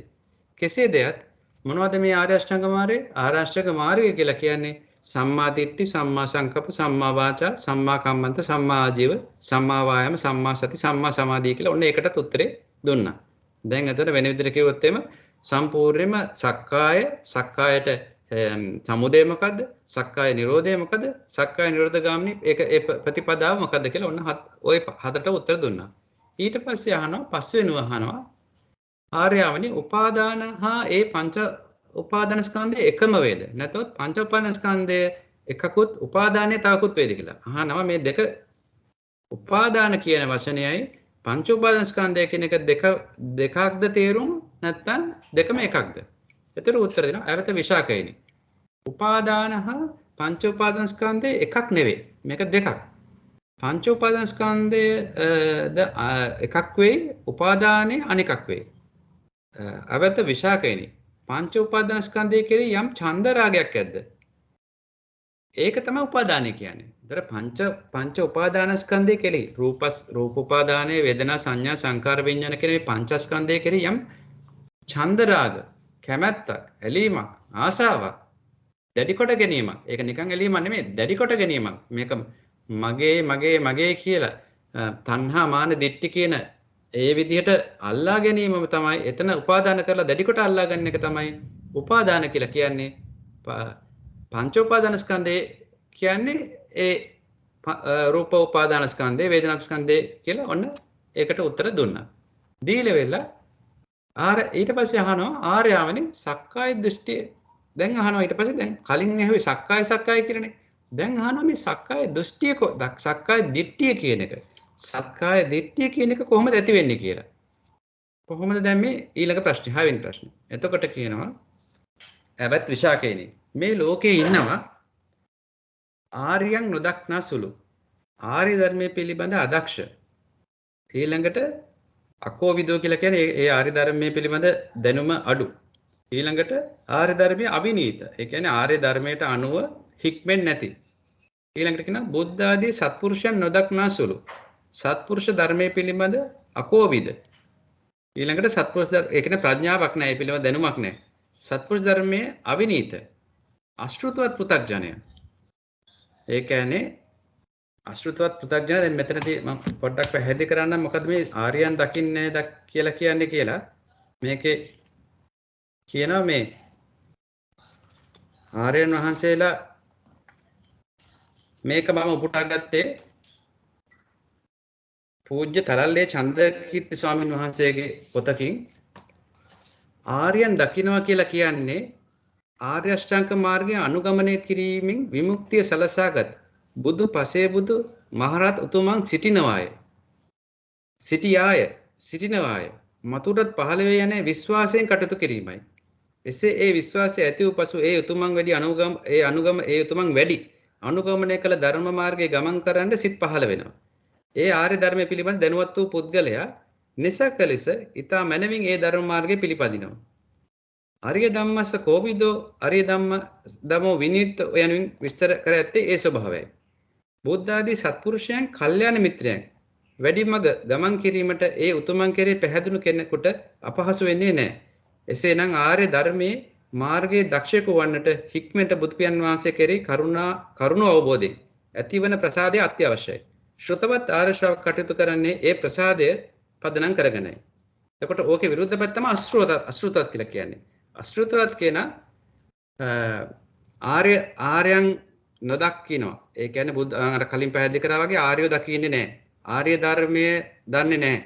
ආර්ය ධර්මයේ හික්මෙන්නේ නැහැ. සත්පුරුෂයෝ දකින්නේ නැහැ. සත්පුරුෂයන්ගේ ධර්මයේ දකින්නේ නැහැ. සත්පුරුෂ ධර්මයේ හික්මෙන්නේ නැහැ. ඒ යාට කියනවා අශෘතවත්. ඒ කියන්නේ ශ්‍රොතයක් නැති. ශ්‍රොතයක් නැති. ඔතන ශ්‍රොතය කියලා කියන්නේ සම්පූර්ණයෙන්ම මේ නිකං දේවල් ඉගෙන ගන්න එකනේ අපි කියනවා බහුශ්‍රත කියලා. බහුශ්‍රත කියලා කියන්නේ මේ අනිත් දේවල් ඉගෙන ගන්න එක නෙමෙයි එක ශිල්ප. ඔතන ශ්‍රොතය කියලා තනිකරම කියන්නේ මේ පර්යාප්ත ශාස්ත්‍රනේ මේ ත්‍රිපිටක ධර්මය දැනගන්නවා කියන එක. එතකොට ඒ අශෘතවත් ඒක අහලා දරාගත්තේ නැති අශෘතත් පෘථග්ජනය. පෘථග්ජනය කියලා කියන්නේ මේ සංසාරයට තාම ඇලිලා ඉන්න කෙනා. මාර්ගඵල ලැබපු නැති කෙනා. එතකොට අපි කියන්නේ සෝතාපන්න ආදී මාර්ගඵල ලබා ගන්නකම් සියලු දෙනා වැටෙන්නේ පෘථග්ජන භාවයට. එතකොට පෘථග්ජනයා සුද්ධ රූපය මේ රූපය කියන එක අරගෙන ඒක ආත්ම වශයෙන් දකින්නේය. ඊළඟට අරූපය රූපවත් කොට හෝ රූපය ආත්මය කෙරෙහි එළවා හෝ ආත්මය රූපය කෙරෙහි එළවා හෝ දෘෂ්ටි දර්ශනයෙන් දකින්නේය. ඒ කියන්නේ මෙතන කියන්නේ දැන් මේ පැහැදිලි කරන්නේ සක්කාය දිට්ඨිය අපි කවුරුත් දන්නවා 20 ආකාරයකට සක්කාය දිට්ඨිය පැහැදිලි කරලා තියෙනවා. දැන් මෙන්න මේ සූත්‍රය තමයි මේ 20 ආකාරය පැහැදිලි කරලා තියෙන්නේ සක්කාය දිට්ඨිය. 20 ආකාරය වෙන්නේ කොහොමද? රූපස්කන්ධය සම්බන්ධයෙන් 4යි, වේදනාස්කන්ධය සම්බන්ධයෙන් 4යි, සංඥා සම්බන්ධයෙන් 4යි, සංස්කාර 4යි, විඥාන 4යි, පස්වරක් 4 20යි. එතන මේකෙදි කියන්නේ මේ අශෘතවත් පෘථග්ජනය රූපේ ගන්නවා ආත්ම වශයෙන්. ඊළඟට ගන්නවා අරූප ආත්මය රූපවත් කොට ගනි. ඊට පස්සේ රූපය ආත්මය කෙරෙහි, ඒ කියන්නේ රූපය ආත්මය ඇතුලේ තියෙල ගන්න කියලා ගන්නවා. ඊළඟට ආත්මය රූපය කෙරෙහි රූපය ඇතුලේ තියෙනවා කියලා ගන්නවා. රූපය ආත්මයයි, ආත්මය රූපයයි, රූපය තුල ආත්මය ඇත, ආත්මය තුල රූපය ඇත. ඔන්න විදිහට 4 ආකාරයට ගන්නවා. වේදනාවත් ගන්නවා. ඔන්න ඔය ආකාරයට කියලා ඔය වේදනා සංඥා සංකාර විඥාන කියලා ඔය ටික ඔක්කොම මෙතන පැහැදිලි කරන්නේ ඒකයි. එහෙම කළා කියනවා අවත විසාකේනි. මෙසේයින් සක්කාය දිට්ඨිය ඇති වෙයි. සක්කාය දිට්ඨිය ඇති වෙන්නේ මෙන්න මෙහෙමයි කියලා. දැන් අපි පොඩ්ඩක් මෙහෙම නවත්තලා අපි පොඩ්ඩක් මම අර කලින් පැහැදිලි කරපු පොතටම යන්නම්. මොකද්ද මේ සක්කාය කියන ගැන පැහැදිලි කරලා තියෙන්නේ කියලා. සක්කාය දිට්ඨිය කියන්නේ මෙතන කියනවා සෝවාන් වීමේදී නැති කරන ලබන සංයෝජන ධර්ම තියෙනවා 3ක්. එතකොට සෝතාපට්ටි ඵලයට පත්වෙන තැනැත්තා දර්ශන සම්පත්තියෙන් යුක්ත වෙන කෙනෙක් ලෙසටයි ධර්මයේ විස්තර වෙන්නේ. ඒ කියන්නේ දර්ශන සම්පන්නව. එහෙම නැත්නම් අපි කරනවා දර්ශනෙන් ප්‍රහාණය කරනවා කියලා. අපි අර සබ්බාස සූත්‍රය ඉගෙන ගත්තා දස්සනා පහතබ්බා කියලා. එතකොට ඒ දර්ශනයෙන් දකින්න කෙනා, ඒ කියන්නේ එයා දකින්න ආකාරය. ඒක මානසිකව සිදු වෙන්නේ. පිටින් පෙනෙන්නේ නැහැ ඒක. ඒ දර්ශන සම්පත්තියෙන් යුක්ත වෙන තැනට කෙලෙස් ධර්ම 3ක් නැති වෙනවා. ඒ ඇවිල්ලා දස සංයෝජන ධර්ම අතරින් සක්කාය දිට්ඨියයි විචිකිච්ඡාවයි සීලබ්බත පරාමාසය කියන සංයෝජන ධර්ම 3යි. සක්කාය දිට්ඨිය කියන ගැන මේ පොතේ සඳහන් වෙලා තියෙනවා. සක්කාය දිට්ඨිය සෝතාපට්ටි ඵලයෙන් ප්‍රහීන වන ප්‍රබලම සංයෝජන ධර්මයයි. එසේම ප්‍රහීන කිරීමට ඊටාම අපහසුම සංයෝජන ධර්මයක් මෙයයි. සක්කාය දිට්ඨිය පිළිබඳ බොහෝ විස්තර ත්‍රිපිටකාගත සූත්‍රවල හා අට කතා වල දක්නට ලැබෙනවා. මෙහිදී අපි පළමුවෙන් තේරුම් ගන්න දෙයක් තියෙනවා සක්කාය යන වචනේ තේරුම. සක්කාය දිට්ඨිය කියන්නේ කොහොමද කියන එක. මජ්ක්‍ධිම නිකාය චූල්ල වේදල්ල සූත්‍රයේ සඳහා මනා පිළිතුරක් දෙනවා කියලා ඒ මේ අපි දැන් මේ කරන සූත්‍රය ගැනම කියලා ඊට පස්සේ කියනවා සක්කාය යන වචනේ සත් එකතු කිරීම කාය යන වචන සක්කාය වශයෙන් සකස් වී තිබෙනවා. ස්ථිර නොවෙනස් ආත්මයක් සහිත දෙයක් පිළිබඳවයි මෙහිදී සක්කාය වශයෙන් හඳුන්වන්නේ. මේ ආත්ම දෘෂ්ටියේ ප්‍රබලම අවස්ථාවක්. ඒ නිසා මෙම විසිවැදරුම් සක්කාය දිට්ඨිය අපි තේරුම් ගත යුතුයි. එසේම සක්කාය දිට්ඨිය ඇතිවීමේ හේතුවද තේරුම් ගත යුතුයි. සංයුක්ත නිකායේ සක්කාය දිට්ඨි සූත්‍රයට අනුව එම හේතුව තේරුම් ගැනීමට පහසුයි. මෙතන කියනවා රූපය ඇති කල්ලි රූපය ඇසුරු කොට රූපය ප්‍රත්‍ය කොට සක්කාය දිට්ඨිය උපදී. වේදනාව ඇති කල්හි වේදනාව ඇසුරු කොට වේදනාව ප්‍රත්‍ය කොට සක්කාය දිට්ඨිය උපදී. අපි දැන් අර කලින් කිව්වේ තථාගතයන් මේ ධම්මදින්නා තෙරණි උපාදානස් කර ගන්නවා කියලා රූප උපාදාන ස්කන්ධය කර ගන්නවා කියලා. එතකොට දිට්ඨිය ඇති වෙන්නේ කොහමද? දැන් සක්කාය කියලා කියන්නේ රූප උපාදාන ස්කන්ධය. වේදනා උපාදාන ස්කන්ධය. දිට්ඨිය ඇති වෙනවා කියලා සක්කාය දිට්ඨිය කියන්නේ ඒ රූප උපාදාන ස්කන්ධය උපාදාන කර ගන්නවා. කොහොමද උපාදාන කරගන්නේ? මගේ ආත්මය කියන විදිහට. සහ වෙන විදිහකට තව විදිහට කිව්වොත් එimhe ඒක නොවෙනස් වෙන මේ ආත්මීය වශයෙන් එතන ආත්මීය වශයෙන් ගන්නවා ඒක. අරගෙන ඒ පහම දැඩිකට අල්ලා ගන්නවා. අල්ලගෙන ඉවරලා සක්කාය දිට්ඨිය පිළිබඳ කිසියම් මම දැන් එහෙම අල්ලගෙන ඉවරලා මම කියලා කෙනෙක් ඉන්නවා, මිනිසා කියලා කෙනෙක් ඉන්නවා, දෙවියා කියලා ඉන්නවා කියලා මේක සංස්කාර ගොඩක් කියලා නෙමෙයි දකින්නේ. මේක දකින්නේ මම අර සම්මුතිය අපි දකිනවා වගේ මම කියලා ගන්නවා, මිනිසා කියලා ගන්නවා. ඔන්න ඔය විදිහට ඒ විදිහට ගන්නවා. ධර්මයේ පිළිබඳ හරිහැටි නොදත් අසුතත් පු탁ජනයා එහෙම හිතන්න පෙළවෙනවා. එයා හිතනවා මෙතන මෙසේ මේ ක්‍රියාත්මක වන්නේ මේ ක්‍රියා කරන මේ ගොඩවල් පහ තුළ මම කියා කෙනෙක් සිටිනවා කියලා එයා හිතනවා. මේ මමෙක් ඉන්නවා කියලා හිතනවා. හිතලා එයා ඒ විදිහට ක්‍රියා කරනවා. මේ අසුතත් පු탁ජනයා. එසේ පිළිගැනීම එහෙම එයා පිළිගන්න එකට තමයි කියන්නේ සක්කාය දිට්ඨිය කියලා. එතකොට මේ විශ්වාසය හටගන්නේ රූප වේදනා සංඥා සංකාර විඥාන කියන ගොඩවල් පහ මුල් කරගෙන නිසා සක්කාය දිට්ඨිය උපදින්න හේතු එම කාරණා බවයි දක්වා තිබෙන්නේ. දැන් ඊට පස්සේ රූපය ගැන කියනවා. දැන් මේක අර විෂයාකාරයෙන් මේ පළවෙනි රූපය ගැන විතර පැහැදිලි කරන්න. දැන් ඒකෙදි කියනවා බුද්ධ ආදී ආර්යයන් නොදකින අර කියපු විදිහට අසුතත් පු탁ජනයා රූපය ගැන ගත්තොත් රූපය කියන්නේ ආත්මය කියලා හිතනවා. එක පාලියක් කියනවා රූපං අත්තනෝතෝ සමුනුප්පස්සති. ඊළඟට දෙවෙනිට හිතනවා ආත්මය කියන්නේ රූපවත් එකක් කියලා හිතනවා. රූපං වන්තවා අත්තාන. ආත්මේ රූපේ පවතින හිතනවා. අත්තානිවා රූපං. රූපේ ආත්මේ පවතින හිතනවා. රූපස්සින් මින්වා අත්තාන. ඔන්න විදිහට හතරකට හිතනවා. එතකොට මොකද්ද මේ පළවෙනි එක බලමු. රූපය කියන්නේ ආත්මය කියලා හිතනවා. ඒ කියන්නේ ඇතමෙක් රූපය තමයි දැන් කෙනෙක් හිතනවා රූපය තමයි මේ යන්නේ වාඩ්ලා ඉන්නේ මේ එකක ක්‍රියාවන් කරන්නේ ඒ රූපය දැකලා එයා හිතනවා ඒ තමන්ගේ රූපය දිහා දැකලා එයා හිතනවා මේ රූපකය මම කියා. එයා වැරදිට හිතා ගන්නවා රූපකය මම කියා. ඒකනේ අපි කිව්වේ රූපය ආත්මය කියලා හිතා ගන්නවා කියලා. ඒතර ආත්මය කියලා කියන්නේ මම කියලා ඉදි ගන්න කියන එකට. මම කියලා ගන්න එක තමයි ආත්මය කියලා ගන්න. ආත්මීය සංකල්පයක් කියලා කියන්නේ මම කියන ගන්න එක. එතකොට එයා රූපය දකිනවා. ඒ රූපය දකිනවා වරදව දකිනවා එයා. එයා දකිනවා මේ රූපය එනවා දැකලා එයා කියනවා රූපය වෙනවා දැකලා එයා කියන්නේ මම යනවා. රූපය එනකොට දකින්නේ මම එනවා. ඉන්න රූපය අසිරු කරගෙන කරන ක්‍රියාවන් තුළ ආත්මය රඳවාගෙන මම කියා කෙනෙක් ඒ දේ කරනවායි කියලා හිතනවා. බොහෝ දෙනා මේ දෘෂ්ටියෙන් යුක්ත වෙනවා. අපි උදාහරණයක් ගන්න බලමු කියලා. මෙතන කියනවා දැල් වෙන පහනක ගිනිහිලක් තිබෙනවා නම් අපි දන්නවා පහනක් දැල්නකොට ඒකේ මේ ආලෝකයක් තියෙනවා. ඒක වර්ණවත් වූ එකක්. ඒ නිසා බොහෝ දෙනා හිතන්නේ මේ ගිනිසිල කියන්නේ වර්ණය කියන්නේ දෙකක් හැටියට නෙවෙයි එකක් හැටියටයි. ඒතර ඒක මේ උපමාව දීලා තියෙන්නේ ගින්දර පහනක් අපි දැක්කොත් එම කෙනෙක් හිතනවා මේ පහන දැල් වෙනවා කියලා කියන්නේ. පහන දැල්නකොට එයා හිතනවා මේකේ මේ ගිනි සිසිල් ගිනි වර්ණයයි ඒකේ තියෙන වර්ණයක් දෙකක් ගිනි සිලත් බොහෝ දෙනා සිතන්නේ ගිනි සිලත් වර්ණයක්. ඒ කියන්නේ පාටනේ අපි ගත්තොත් කහ පාට රක්ත වර්ණ ඒක වර්ණය. ඊළඟට ගිනි සිර කියන තව එකක්. ඒක දෙකක් කියලා නෙමෙයි ආ දකින්නේ එකක් හෙට. යමක් ගිනි සිර නම් ඒම වර්ණය හෙටත් යමක් වර්ණය නම් ඒ ගිනි සිරට එයා හිතනවා. එයාද ඒ වගේ එයා හිතනවා ඒ පෘථග්ජනය හිතනවා මේ අතමික රූපේ ආත්මයයිද? ආත්මය කියන්නේ රූපය ආත්මය කියන්නේ රූපය ආත්මය රූපය කියලා කියන්නේ ආත්මය කියන්නේ වෙන දෙයක්වත් මේ රූපය කියන්නේ මමයි. එයා හිතනවා එහෙම. මේ රූපය කියලා කියන්නේ දැන් මෙහෙම හැදිලා තියෙනනේ මේ අස්කන් නාස මේ වලින් හැදිලා තිච්ච මේ අඩි කීයක් හරි උස මෙච්චරක් බර මෙච්චරක් පළල මේ ඉන්නේ මම කියලා එයා රූපය දිහා බලනවා. මේ දැන් අපි ගත්තොත් ෆොටෝග්‍රාෆ් එකක් අරන් පෙන්නනම් මේ ඉන්නේ මම. මේ පින්තූරේ මේ ඉන්නේ මම. ඒතර එයා ගන්නේ අර රූපය එයා අල්ලනවා මම කියලා. එතකොට ඒ රූපය ආත්මයක් කියන්නේ දෙකක් නොවේ එකක් කියයි හිතනවා. එයා හිතනවා මේ රූපය ආත්මයක් කියන්නේ දෙකක් නොවේ එකක් කියයි හිතනවා. එහෙම හිතන්නේ නුවණින් හරියට විමසන්න නැති නිසා.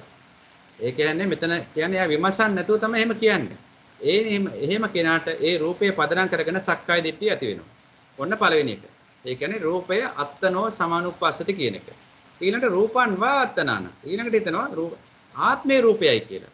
ඒ කියන්නේ ඇතමෙක් විඳීම්, හැඳිනීම්, සකස් වීම, දැනගැනීම් කරන්නේ ආත්මයයි. ඒ කියන්නේ මොකද්ද? මෙතන කියන්නේ දැන් රූපය අයින් කරන්නකො පංචස්කන්ධේ. රූපය අයින් කරාම තව තියෙනවානේ. වේදනා, සංඥා, සංකාර, විඥානික තව හතරක් තියෙනවානේ. ඒතර එයා හිතනවා විඳීම් කියන්නේ වේදනා, හැඳිනා ගැනීම කියලා කියන්නේ සංඥා, සකස් වීම කියන්නේ සංස්කාර, දැන ගැනීම කියන්නේ විඥාන. ඒතර එයා හිතනවා ඒ ඉතුරු හතර රූපය අයින් කරලා ඉතුරු හතර තමයි ආත්මය කියලා. ඒතර එයා හිතනවා කලින් කිව්වේ අපි රූපේ ආත්මය කියලා කියන්නේ මේ කලින් අපි කිව්වේ ආත්මය රූපේ ආත්මය කියලා නෝ. දැන් එයා හිතනවා මේ අර වේදනා සංඥා සංකාර තමයි කියලා රූපේ. මේ තියෙන එයා කියනවා එයා හිතනවා අර වේදනා සංඥා සංකාර විඥාන දැනගැනීම ඒ ඔක්කොම කරන්නේ ආත්මය නැත්තම් මමයි සිතා. ඒ ආත්මෙට රූපයක් තියෙනවා කියලා. එයා හිතනවා වේදනා සංඥා සංකාර විඥාන කියලා කියන්නේ මමයි. ඒ කොටස ඒ කැලි ටික හතර තමයි මම. ඒ මට තමයි මේ රූපේ තියෙන්නේ කියලා. ඒක උපමා දෙලා තියෙනවා හරියට ගහක හෙවණල්ලක් තියෙනවා. ගහක හෙවණල්ල කියනකොට බොහෝ දෙනා මේ ඒ ගස හිතනවා ඒ ගස කියන්නේ සෙවණැල්ල සහිත එකක් කියලා හිතනවා. බොහෝ දෙනෙක් හිතනවා ගහ කියන්නේ සෙවණැල්ලක් සහිත එකක් කියලා හිතනවා. නමුත් ගස කියන්නේ එකක්. සෙවණැල්ල කියන්නේ තව එකක්. ඒ වගේ වේදනා සංඥා සංකාර විඥාන කියන එක කොටසක්, රූප කියන්නේ තව කොටසක්.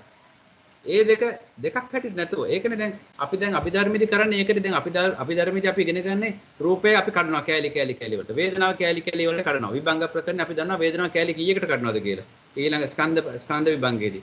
ඊළඟට අපි ওই විදිහට කඩලා දැන් අපිට හැඟීමක් ඇති වෙනවා මේ අභිධර්මයේ ඉගෙන ගන්නකොට මෙතන මේ ආත්මීය දෙයක් සත්‍යයක් පුද්ගලික කියලා ගන්න දෙයක් නැහැ කියලා.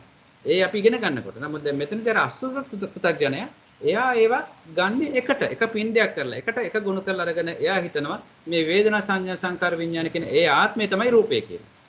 ඊළඟට තුන්වෙනි එක අත්තනින්ව රූපං. තුන්වෙනි එක කියලා කියන ඇතමෙක් වේදනා සංඥා සංස්කාර විඥාන කියන ආත්මය නැත්තම් මම කියා හිතා ඒ මම ඇතුලේ රූපේ තියෙනවා කියලා හිතනවා. කෙනෙක් හිතනවා වේදනා සංඥා සංකාර විඥාන කියලා කියන්නේ ඒ අනිත් හතර ඇවිල්ලා මමයි මාගේ ඇතුලේ රූපේ තියෙනවා කියලා. එතකොට ඒක උදාහරණයක් අරන් තියෙන හරියට මලක් තියෙනවා. මලක් තියෙනවා ඒ මලට සුවඳකුත් තියෙනවා. එතකොට දැන් බොහෝ දෙනෙක් මල ගත්ත ගමන් කියන්නේ සුවඳ ඇති මලයි කියනවා. මේක සුවඳ ඇති මලක් කියනවා. අපි දෙක එකතු කරලා ගන්නෙ සුවඳ ඇති මල. හැබැයි ඒ වුණාට සුවඳ කියන්නේ මල කියන්නේ එකක් සුවඳ කියන්නේ තව එකක්. ඒත් අපි හිතන්නේ සුවඳ තියෙන්නේ මල ඇතුලේ කියලා. අපි හිතන්නේ සුවඳ ඇතුලේ මල තියෙනවා. අන්න ඒ වගේ එයා හිතනවා මේ වේදනා සංඥා සංකාර විඥාන කියන්නේ ආත්මයයි නැත්නම් මමයි මා ඇතුලේ රූපේ තියෙනවා කියලා. අන්තිම එක රූපස්මින්වා අත්තාන. ඒ කියන්නේ රූපේ තුල ආත්මය තියෙනවා කියන එක. ඒකට පැහැදිලි කරනවා වේදනා සංඥා සංකාර විඥාන යයි කල්පනා කරගෙන ඒ මම ඉන්නේ රූපේ තුල හිතනවා. හතරවෙනි ආකාරයට හිතනවා රූපය කියලා එකක් තියෙනවා. ඒක ASCII තියෙනවා වේදනා සංඥා සංකාර විඥාන. හරියට හෙප්පුවක් ඇතුලේ තියෙන මණිකක් ගැන කල්පනා කරනවා. අපි තුමු හෙප්පුවක් කියන මොකක් හරි පෙට්ටියක් කියනකොට පෙට්ටියක් අස්සේ තියෙන මණිකක් වගේ රූපේ උපමා කර හෙප්පුවකට මණික කියන්නේ අර වේදනා සංඥා සංකාර විඥාන. ඔන්න විදියට හතර ආකාරයකට රූපය ගැන වැරදි ආකාරයට හිතන ගන්නවා. ඔන්න ඔතන තමයි ඔය හිතනකොටම තමයි සක්කාය දිට්ඨිය ඇති වෙන්නේ. දැන් වේදනාව ගැන කතා කරනකොට එතනදී ගන්නේ වේදනාව ගැන ගන්නකොට වේදනාවේදී වේදනාව අතහැරලා ඊටු ටික ගන්න. ඒ කියන්නේ එතනදී වේදනාව වෙනම ගන්නවා. ආත්මය කියලා එතනදී අල්ලන්නේ රූපයයි සංඥාවයි සංකාරයයි විඥානය. ඊළඟට විඥාන ස්කන්ධය ගැන කතා කරනකොට විඥානයේ සක්කාය දිට්ඨිය ගැන කතා කරනකොට එතනදී විඥානේ පැත්තක තියලා එතනදී ගන්නේ රූප වේදනා සංඥා සංකාර. ඔන්න ඔය ආකාරයට 20 ආකාරයකට මේ සක්කාය දිට්ඨිය ඇති වෙනවා. සක්කාය දිට්ඨිය ඇති වෙලා මොකද වෙන්නේ? ඒ පුද්ගලයා සක්කාය දිට්ඨිය වැරදි දෘෂ්ටියක් වෙන්නේ එයා හිතනවා මම කියා කෙනෙක් ඇත්තටම ඉන්නවා කියලා. මේ සත්‍යයන් විසින් යමක් මම කියන් සලකන්නේ නම් ඇත්තට ඒතර එයා හිතනවා මේ උප්පත්තියේ ඉඳලා මරණය දක්වා ඕ සංසාරයේ දිගින් දිගට නොවෙනස් වෙනව පවතින දෙයක් තිබිය යුතුයි. ඒ තමයි මේ මම කියලා හිතනවා. එහෙම හිතලා එයා ඒක ගන්නවා එයා හිතනවා එයා ගන්නවා මේ එක දිගටම මෙතන ආත්ම දෘෂ්ටියක් ඇති කර ගන්නවා මම කියන හැඟීමක් ඇති කර ගන්නවා. අන්න ඕකට තමයි මේ සක්කාය දිට්ඨිය කියලා කියන්නේ. පංච උපාදාන ස්කන්ධය පිළිබඳ සැලකීමේදී අපිට වැටහෙන්නේ කුමක්ද? යමෙක් යමකට මමය කියා කිව්වත් එසේ කිව හැකි ස්ථිර දෙයක් නැති බවයි. මම කියන්නේ ස්ථිර දෙයක් නම් මම වෙනස් විය නොහැකි. ඉතින් ඇත්තනේ. දැන් ඔක ස්ථිර දෙයක් නම් කවදාකවත් වෙනස් වෙන්න බෑනේ. ඉතින් මේ වැරදි දෘෂ්ටි නිසා පෘථග්ජන පුද්ගලයා පංච උපාදාන ස්කන්ධය මගේ යයි සලකනවා. ඒ තුල මම සිටියයි හිතනවා. ඒ පහ තමාට අවශ්‍ය පරිදි ඒ අර රූප වේදනා සංඥා සංකාර විඤ්ඤාණ තමාට අවශ්‍ය පාලනය කරන්න පුළුවන් කියලා හිතනවා.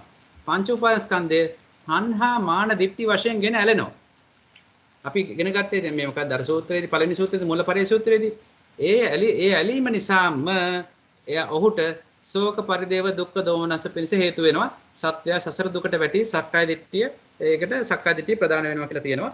ඉතින් ඒ ආකාරයට ඔන්න සක්කාය දිට්ඨිය පැහැදිලි කරනවා. අපි දැන් ආයෙත් පෙළපතට එමු. ඊළඟට අහනවා ආර්යයන්ගේ කෙසේනම් සක්කාය දිට්ඨිය දෙවෙනියට අහනවා දැන් අපි දැන් 20 ගැන කිව්වනේ මෙහෙමයි සක්කාය දිට්ඨිය ඇති වෙන්නේ කියලා. ඊළඟට එතකොට දැන් බුදු මේ විසාක සිටුවරයා කියන මේ ධම්මදිනාව කියන විසාක වෙන්නේ ආර්යයන් දක්නාසුළු ආර්ය ධර්මයේ දක්ෂ අර ටික අර පැත්තට දැන් කියන අනිත් පැත්ත. ඒ ආර්ය ධර්මයේ දක්ෂ ඒ පුද්ගලයා රූපය ආත්ම වශයෙන් නොදකින්නේ. එයා දකින්නේ නැහැ මේ රූපය ආත්ම වශයෙන් දකින්නේ නැහැ. ආත්මේ රූපවත් වශයෙන් දකින්නෙත් නැහැ. රූපයෙහි ආත්මේ පිහිටි කියලා දකින්නෙත් නැහැ. ආත්මේ රූපේ පිහිටි කියලා දකින්නෙත් නැහැ. ඔන්න ඔය ආකාරයට 20 ආකාර සක්කාය දිට්ඨිය එයාට නැති වෙනවා කියලා මේ 7 වෙනි ඡේදයෙන් ප්‍රකාශ කරන්නේ ඒකයි. ඊට පස්සේ 8 වෙනි එකේදී අහනවා මේ දැන් කිව්වනේ ආරෂ්ඨංග මාර්ගයෙන් තමයි කියලා මේක දැන් නැති කරන්නේ. එතකොට අහනවා විසාක උපාසකයා ආර්යවෙනි. ආර්ය අෂ්ටාංග මාර්ගය කියන්නේ මොකද්ද? මෙන්න මෙතන දැන් පොඩ්ඩක් මම ආයේ මේ පොතට යන්නම්. මේ පොතේ තියෙනවා මේ සෝතාපන්න වීම ගැන මේක කියන මේ සෝතාපන්න වීමේ ආර්ය අෂ්ටාංග මාර්ගය අතර ලොකු සම්බන්ධයක් තියෙනවා. ඒ කියන්නේ දැන් මේක කියනවා සෝතා අරිය මග්ගං අධිගතෝ සෝතාපන්නෝ. ඒ කියන්නේ ආර්ය මාර්ගයේ නැමැති සැඩ පහරට පළවෙනියෙන්ටම පත් වූයේ පැමිණියේ සෝතාපන්න නම් වෙයි කියලා මේ නෙත්ති කරන අට කතාවේ තියෙනවා කියලා පැහැදිලි කරලා තියෙනවා. ඊළඟට කියනවා මාර්ග ශ්‍රෝතයට. මේ ශ්‍රෝතය කියලා කියන්නේ මේ කියන්නේ දිය පහර කියන එක. ඒකට මාර්ග කියන මේ ශ්‍රෝතයට සැඩ පහරට පැමිණියේ සෝවන් වූයේ නම් වෙයි. ඒක තියෙනවා දීඝනිකායේ අට කතාවේ. ඊට පස්සේ ආයෙ කියනවා අරිය මග්ග සෝතානං ආපන්නං සෝතාපන්න. ආර්ය මාර්ග ශ්‍රෝතසට පැමිණියාහු සෝතාපන්න නම් වෙයි. ඒක තියෙනවලු පටිසම්භිදා මග්ග අට කතාවේ. ඒ දත්ත සෝතෝ ආර්යට මග්ග. ඒ කියන්නේ ඒතර එකකින් පැහැදිලි වෙනවා මේ අර්ථ කතා විවරණ වලින් අපිට පැහැදිලි වන්නේ ධර්මයේහි සෝත යන වචනේ යොදා ඇත්තේ ආර්ය අෂ්ටාංග මාර්ගයේ හැඳින්වීමට සඳහා යන බවයි. ඒ කියන්නේ සෝත දැන් සක්කාය දිට්ඨි නැති කරන ප්‍රධාන වශයෙන් නැති කරනකොට තමයි අනිත් දෙකත් එක්ක සෝතාපන්න වෙන්නේ. ඒතර සෝතාපන්න වීම කියන්නේම ආර්ය අෂ්ටාංග මාර්ගයට පැමිණීමයි. ඒතර ආර්ය අෂ්ටාංග මාර්ගය කියලා කියන්නේ නිවනම ඉලක්ක කරගෙන එයට අනුගතව නිවන කරාම යොමු කරන උදාර ප්‍රතිපatti මාර්ගයයි. ඒක සැඩපහරට අපි අහු වුණොත් ඒක ගිහිල්ලා වැටෙන්නේ මේ මොහොතට ඒ සැඩපාර ගිහිල්ලා වැටෙන්නේ මොහොතකටනේ වැටෙන්නේ සැඩපාරක්. ඒ ගිහිල්ලා වැටෙන්නේ කොහෙටද? නිවන කියන මොහොතට තමයි වැටෙන්නේ. ඒ නිසා තමයි මේ ආර්ය මාර්ගයට ප්‍රවේශ පුද්ගලයාගේ ස්වභාවය නියති සම්බෝධි පරායන යන විස්තර කර තිබෙනවා. ඒ කියන්නේ ඒකාන්ත වශයෙන්ම සෝවාන් පුද්ගලයා අනිකුත් මාර්ගාංග සහිත වූ නිවන ඉලක්ක කරගෙනම නොනැවතී ගමන් කරන අදහසින් ඒ වචනේ යොදා තිබේ. ඉතින් අමාරුවෙන් හරි මේ සැඩ පහට අසුවීම හරි අමාරුයිලු. ඒ සැඩ අපි අමාරුවෙන් හරි මේ අපහසුකාරය වෙන අපහසුයෙන් නමුත් මේ සැඩ පහට අසු වුණොත් ලැබෙන සැනසුම කියා නිම කළ නොහැකිය. දීර්ඝ කාලයක් අනේක මේක තමයි කියලා ප්‍රධානම මේ සැඩ පහර අපිට අහු වෙන්න පුළුවන් නම් එයින් සෝවාන් වීමේ වැදගත්කම එතනින් ප්‍රකාශ කරලා තියෙනවා. මට දැන් පැහැදිලි කරන්න උවමනා කරේ මේ ආරෂ්ඨක මාර්ගයට අනුගත වීම කියන එකම තමයි මම තව තැනක අහලා තියෙනවා. සෝවාන් වීම කියලා කියන්නේම එතෙන් ඉඳලාම මේ පුද්ගලයා ආර්ය පුද්ගලයාට පත් වෙලා ඌ ගමන් කරන්නේම ආරෂ්ඨක මාර්ගයේම තමයි. ඒ කියන්නේ ලෞකික වශයෙන් ගමන් කරනවා. අපි දන්නවනේ ආරෂ්ඨක මාර්ගයේ ලෞකික සහ ලෝකෝත්තර දෙකක් තියෙනවා කියලා. මාර්ගඵල ලැබෙන වෙලාවෙදී ලෝකෝත්තරයි. ඊට පස්සේ නැවතත් ඌ ලෞකික වශයෙන් සම්මාදිට්ඨිය කියන්නේ මේ සම්මා වාචා, සම්මා කම්මන්ත, සම්මා ආජීව ඒවා කරගෙන යනවා ලෞකික වශයෙන්. ආර්යශ්‍රංග මාර්ගයෙන් වඩාගෙන යනවා. හරි. එතකොට ආර්යවට මග කඹද කියලා ඔන්න ඉතින් ආයෙ නැවත වර උත්තරම දෙනවා. විශාකේනේ ආර්යට මග කෙසේද සම්මාදිට්ඨිය අරටික උත්තර දෙනවා. ඊළඟට අහන මොකක් හරි ප්‍රත්‍යයකින් ආර්යශ්‍රංග මාර්ගයට හේතුවක් කිසි ප්‍රත්‍යයකින් මොකක් හරි හේතුවකින් ඉඳ හැදිලා තියෙන මේක කියලා. එතකොට කියනවා ආර්ය අෂ්ටාංග මාර්ගයේ කිසිම ප්‍රත්‍යයකින් හැදිලා නැහැ. ආර්ය අෂ්ටාංග මාර්ගයේ කිසිම ප්‍රත්‍යක් උපකාරයකින් හැදිච්ච දෙයක් නෙවෙයි. ඊළඟට කියනවා ආර්යවනි ආර්ය අෂ්ටාංග මාර්ගයේ විසින් ත්‍රිවිධ ස්කන්ධය සංග්‍රහ කොට ලද්දාහ. නෝ ත්‍රිවිධ ස්කන්ධය. දැන් මෙතනදී අහන අපි දන්නවා දැන් ආර්ය අෂ්ටාංග මාර්ගයේ මෙතන ස්කන්ධ කියලා කියන්නේ අර සීල ස්කන්ධය, සමාධි ස්කන්ධය, ප්‍රඥා ස්කන්ධය කියන එක. ඒතර අපි දන්නවා ආර්ය අෂ්ටාංග මාර්ගයේ සීල ස්කන්ධයට වැටෙනවා සම්මා වාචා, සම්මා කම්මන්ත, සම්මා ආජීව. ඊළඟට සමාධි ස්කන්ධයට වැටෙනවා සම්මා වායාම, සම්මා සති, සම්මා සමාධි. ඊළඟට ප්‍රඥා ස්කන්ධයට වැටෙනවා සම්මා දිට්ඨි, සම්මා සංකප්ප. එතකොට මේ කියනවා උපාසක අහනවා විසාක උපාසකයා අහනවා ආර්ය අෂ්ටාංග මාර්ගයේ විසින් ත්‍රිවිධ ස්කන්ධය සංග්‍රහ කොටලා ආර්ය අෂ්ටාංග මාර්ගය මේ ස්කන්ධ තුනට හේතු වෙනවද නැත්නම් මේ ත්‍රිවිධ ස්කන්ධයන් විසින් ආර්ය අෂ්ටාංග මාර්ගය සංග්‍රහ කොට මේ ප්‍රත්‍ය වෙන එකක් නෙමෙයි කියන්නේ සංග්‍රහ කරලා තියෙන්නේ කොහොමද කියලා අහනවා.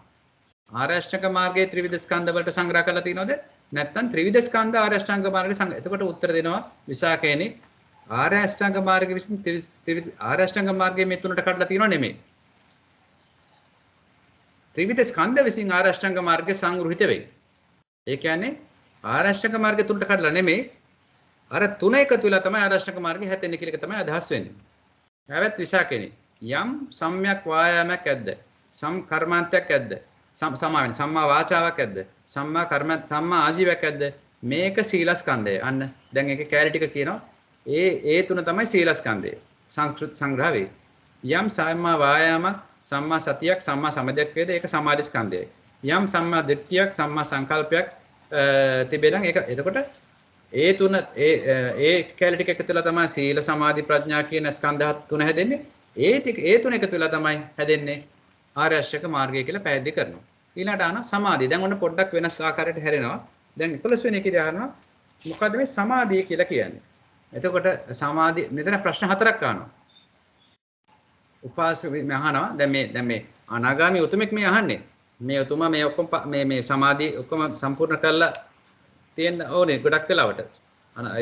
අනාගාමී තත්ත්වයටපත් වෙලානේ. එතකොට සමාධි කවරේද? සමාධි නිමිත්ත කවරේද? සමාධි පරිස්කාර කවරේද? සමාධි භාවනා කවරේද කියලා ප්‍රශ්න හතරක් එකපාරටම අහනවා. එතන මේ උත්තර දෙනවා විසාකයිනි.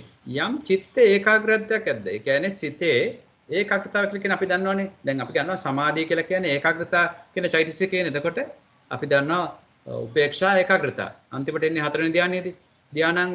එතකොට සිතක යම්කිසි ඒකාග්‍රතාවයක් නොසෙල්වි ඒ අරමුණෙම අපි කියනවා ආරම්භන උපනිශ්චය කියලා. ඒ අරමුණටම අල්ලිලා ඒ අරමුණම අල්ලගෙන හෙල්ලෙන්නේ නැතුව ඉන්නවනම් ඒකට තමයි කියන්නේ සමාධිය කියලා උත්තර දෙනවා. ඊළඟට කියනවා සමාධියේ නිමිත්ත.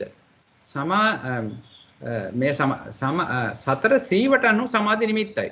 එතකොට සමාධියට හේතු වෙන්නේ මොනවද? සමාධියට නිමිත්ත වෙන්නේ මොනවද? සතර සීවටුන් කියලා කියන්නේ. සතර සීවටුන් කියලා කියන්නේ සතර සතිපට්ඨානය. කායानुපස්සන, වේදනානුපස්සන, චිත්තානුපස්සන, ධම්මානුපස්සන. එතකොට මෙතනදී ඒක අපිට මතක් කරගන්න පුළුවන්. දැන් බලන්න ආර්ය අෂ්ටාංග මාර්ගයේ සීලස්කන්ධයේදී සමාධි ආර්ය අෂ්ටාංග මාර්ගයේදී සමාධි ස්කන්ධය තියෙනවානේ. සම්මා වායාම, සම්මා සති, සම්මා සමාධි කියලා. ඒතර සම්මා වායාම මූලික වෙලා ඊට පස්සේ සම්මා සතිය එනවා. සම්මා සතියට පස්සේ තමයි සම්මා සමාධිය එන්නේ. ඒතර සම්මා සති තමයි මේ තියෙන්නේ. මේ තියෙන්නේ සම්මා සති. සතර සතිපට්ඨානය. සතර සතිපට්ඨානය තමයි මේ හේතු කරලා තමයි අපි දන්නා සම්මා සමාධි කියන්නේ ධ්‍යාන 4. එතකොට ඒකට නිමිති වෙන්නේ සතිපට්ඨානය කියලා කියනවා. ඊට පස්සේ යනවා සමාධියට පරිස්කාරය. ඒකට පරිස්කාර වෙන්නේ. ඒකට පරිවාර වෙන්නේ වගේ අදහසක් වෙන්නේ. පරිස්කාර වෙන්නේ මොකදම සම්‍යක් ප්‍රදාන් වීරිය. අර කලින් අනිත් කීප එක. ඒ කියන්නේ සමාධි ස්කන්ධේ මුල්ම එක ප්‍රදාන් වීරිය. අපි දන්නවානේ නූපං අකුසල් නූපදවීමට, උපං අකුසල් ප්‍රහීන කිරීමට, නූපං කුසල් උපදවීමට, උපං කුසල් නැවත නැවත තවතත් වැඩි දියුණු කිරීමට කියලා හතරක් අපි ඉගෙන ගත්තා. ඒතර සම්‍යක් ප්‍රදාන සතර ආකාරයෙන් තියෙන සම්‍යක් ප්‍රදාන මේක තමයි කියලා පරිස්කාර කියලා වෙන්නේ කියලා කියනවා. එතකොට සමාධියට උපකාර වෙනවා සතිය, සම්මා සතිය, සම්මා සතියට උපකාර වෙනවා කියලා කියනවා. මෙතනදී පරිස්කාර වෙනවා කියලා කියන සමාධියට පරිස්කාර වෙනවා කියලා කියන මොකද? සමාධියට පරිස්කාර වෙනවා. සමාධියට නිමිත්ත වෙනවා සතසතිපට්ඨානය. සමාධියට පරිස්කාර වෙනවා සතර සම්‍යක් ප්‍රදාන වීර්යය. ඊළඟට සමාධි භාවනා කවරද කියලා කියනවා. එම දහම් පිළිබඳ යම් ආසේවනයක්. ආසේවනය කරනවා කියන එක අපි දන්නෝනේ ආසේවන කරනවා කියලා කියන්නේ නැවස සේවනය කරනකොට ඒ දහම් පිළිබඳ යම්කිසි භාවනාවක් භාවිතාවක් කරනකොට බිහිලී කිරීමක් කරනකොට භාවිතා කිරීමක් කරනකොට ඒකට බහුලී මෙතින ආසේවනා භාවනා බහුලී කම්මා අයන් තත්ත සමාධි භාවනා කියලා. ඒතර කියන ඒ විදිහට නැවත නැවත කරන එකට තමයි කියලා සමාධි භාවනාව කියන්නේ කියලා උත්තර දුන්නා. මේ ප්‍රශ්න හතරටම එක එල්ලේ උත්තර දුන්නා. ඊට පස්සේ ඔන්න සංස්කාර ගැන අහනවා.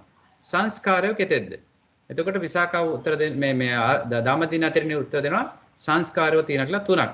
ඒ අර අපි කියන සංස්කාර නෙමෙයි අපි ඉගෙන ගන්නනේ සංස්කාර කියලා නෑ. එතනත් අපි ඉගෙන ගත්තා කුසල සංස්කාර, අකුසල සංස්කාර, පුණ්‍යාභි සංස්කාර, අපුණ්‍යාභි ආනිබ්බන කියලා. ඒ වගේම මෙතන කියනවා කාය සංස්කාර, වාක් සංස්කාර, චිත්ත සංස්කාර කියලා මෙන්න මේ උත්තරේ දෙනවා. කවුද දෙන්නේ? සංස්කාර කියලා කියන්නේ අපි දන්නවනේ ප්‍රත්‍යයෙන් හටගෙන නැතිලා දෙන. ඒ සංස්කාර කියලා මෙතනදී කියනවා තුනක් තියෙනවා කියලා සංස්කාර. මොනවද? කාය, වාක්, චිත්ත. ඊට පස්සේ එකින් එක අහනවා දැන් මොන විසාකා සිටු මේ ආර්ශාවකයක්. මොකක්ද ආර්යාවනේ කාය සංස්කාර කියලා කියන්නේ? වාක් සංස්කාර කියන්නේ මොකද්ද? චිත්ත සංස්කාර කියන්නේ මොකද්ද? එතකොට ඔන්න පැහැදිලි කරනවා විසාකයනි ආස්වාස ප්‍රාස්වාසය තමයි කාය සංස්කාර කියලා කියන්නේ. ඔන්න කාය සංස්කාර කියලා කියන්නේ හුස්ම ගැනීම සහ හුස්ම පිට කිරීම. ඒතර ඒක කයට ප්‍රතිබද්ධයි.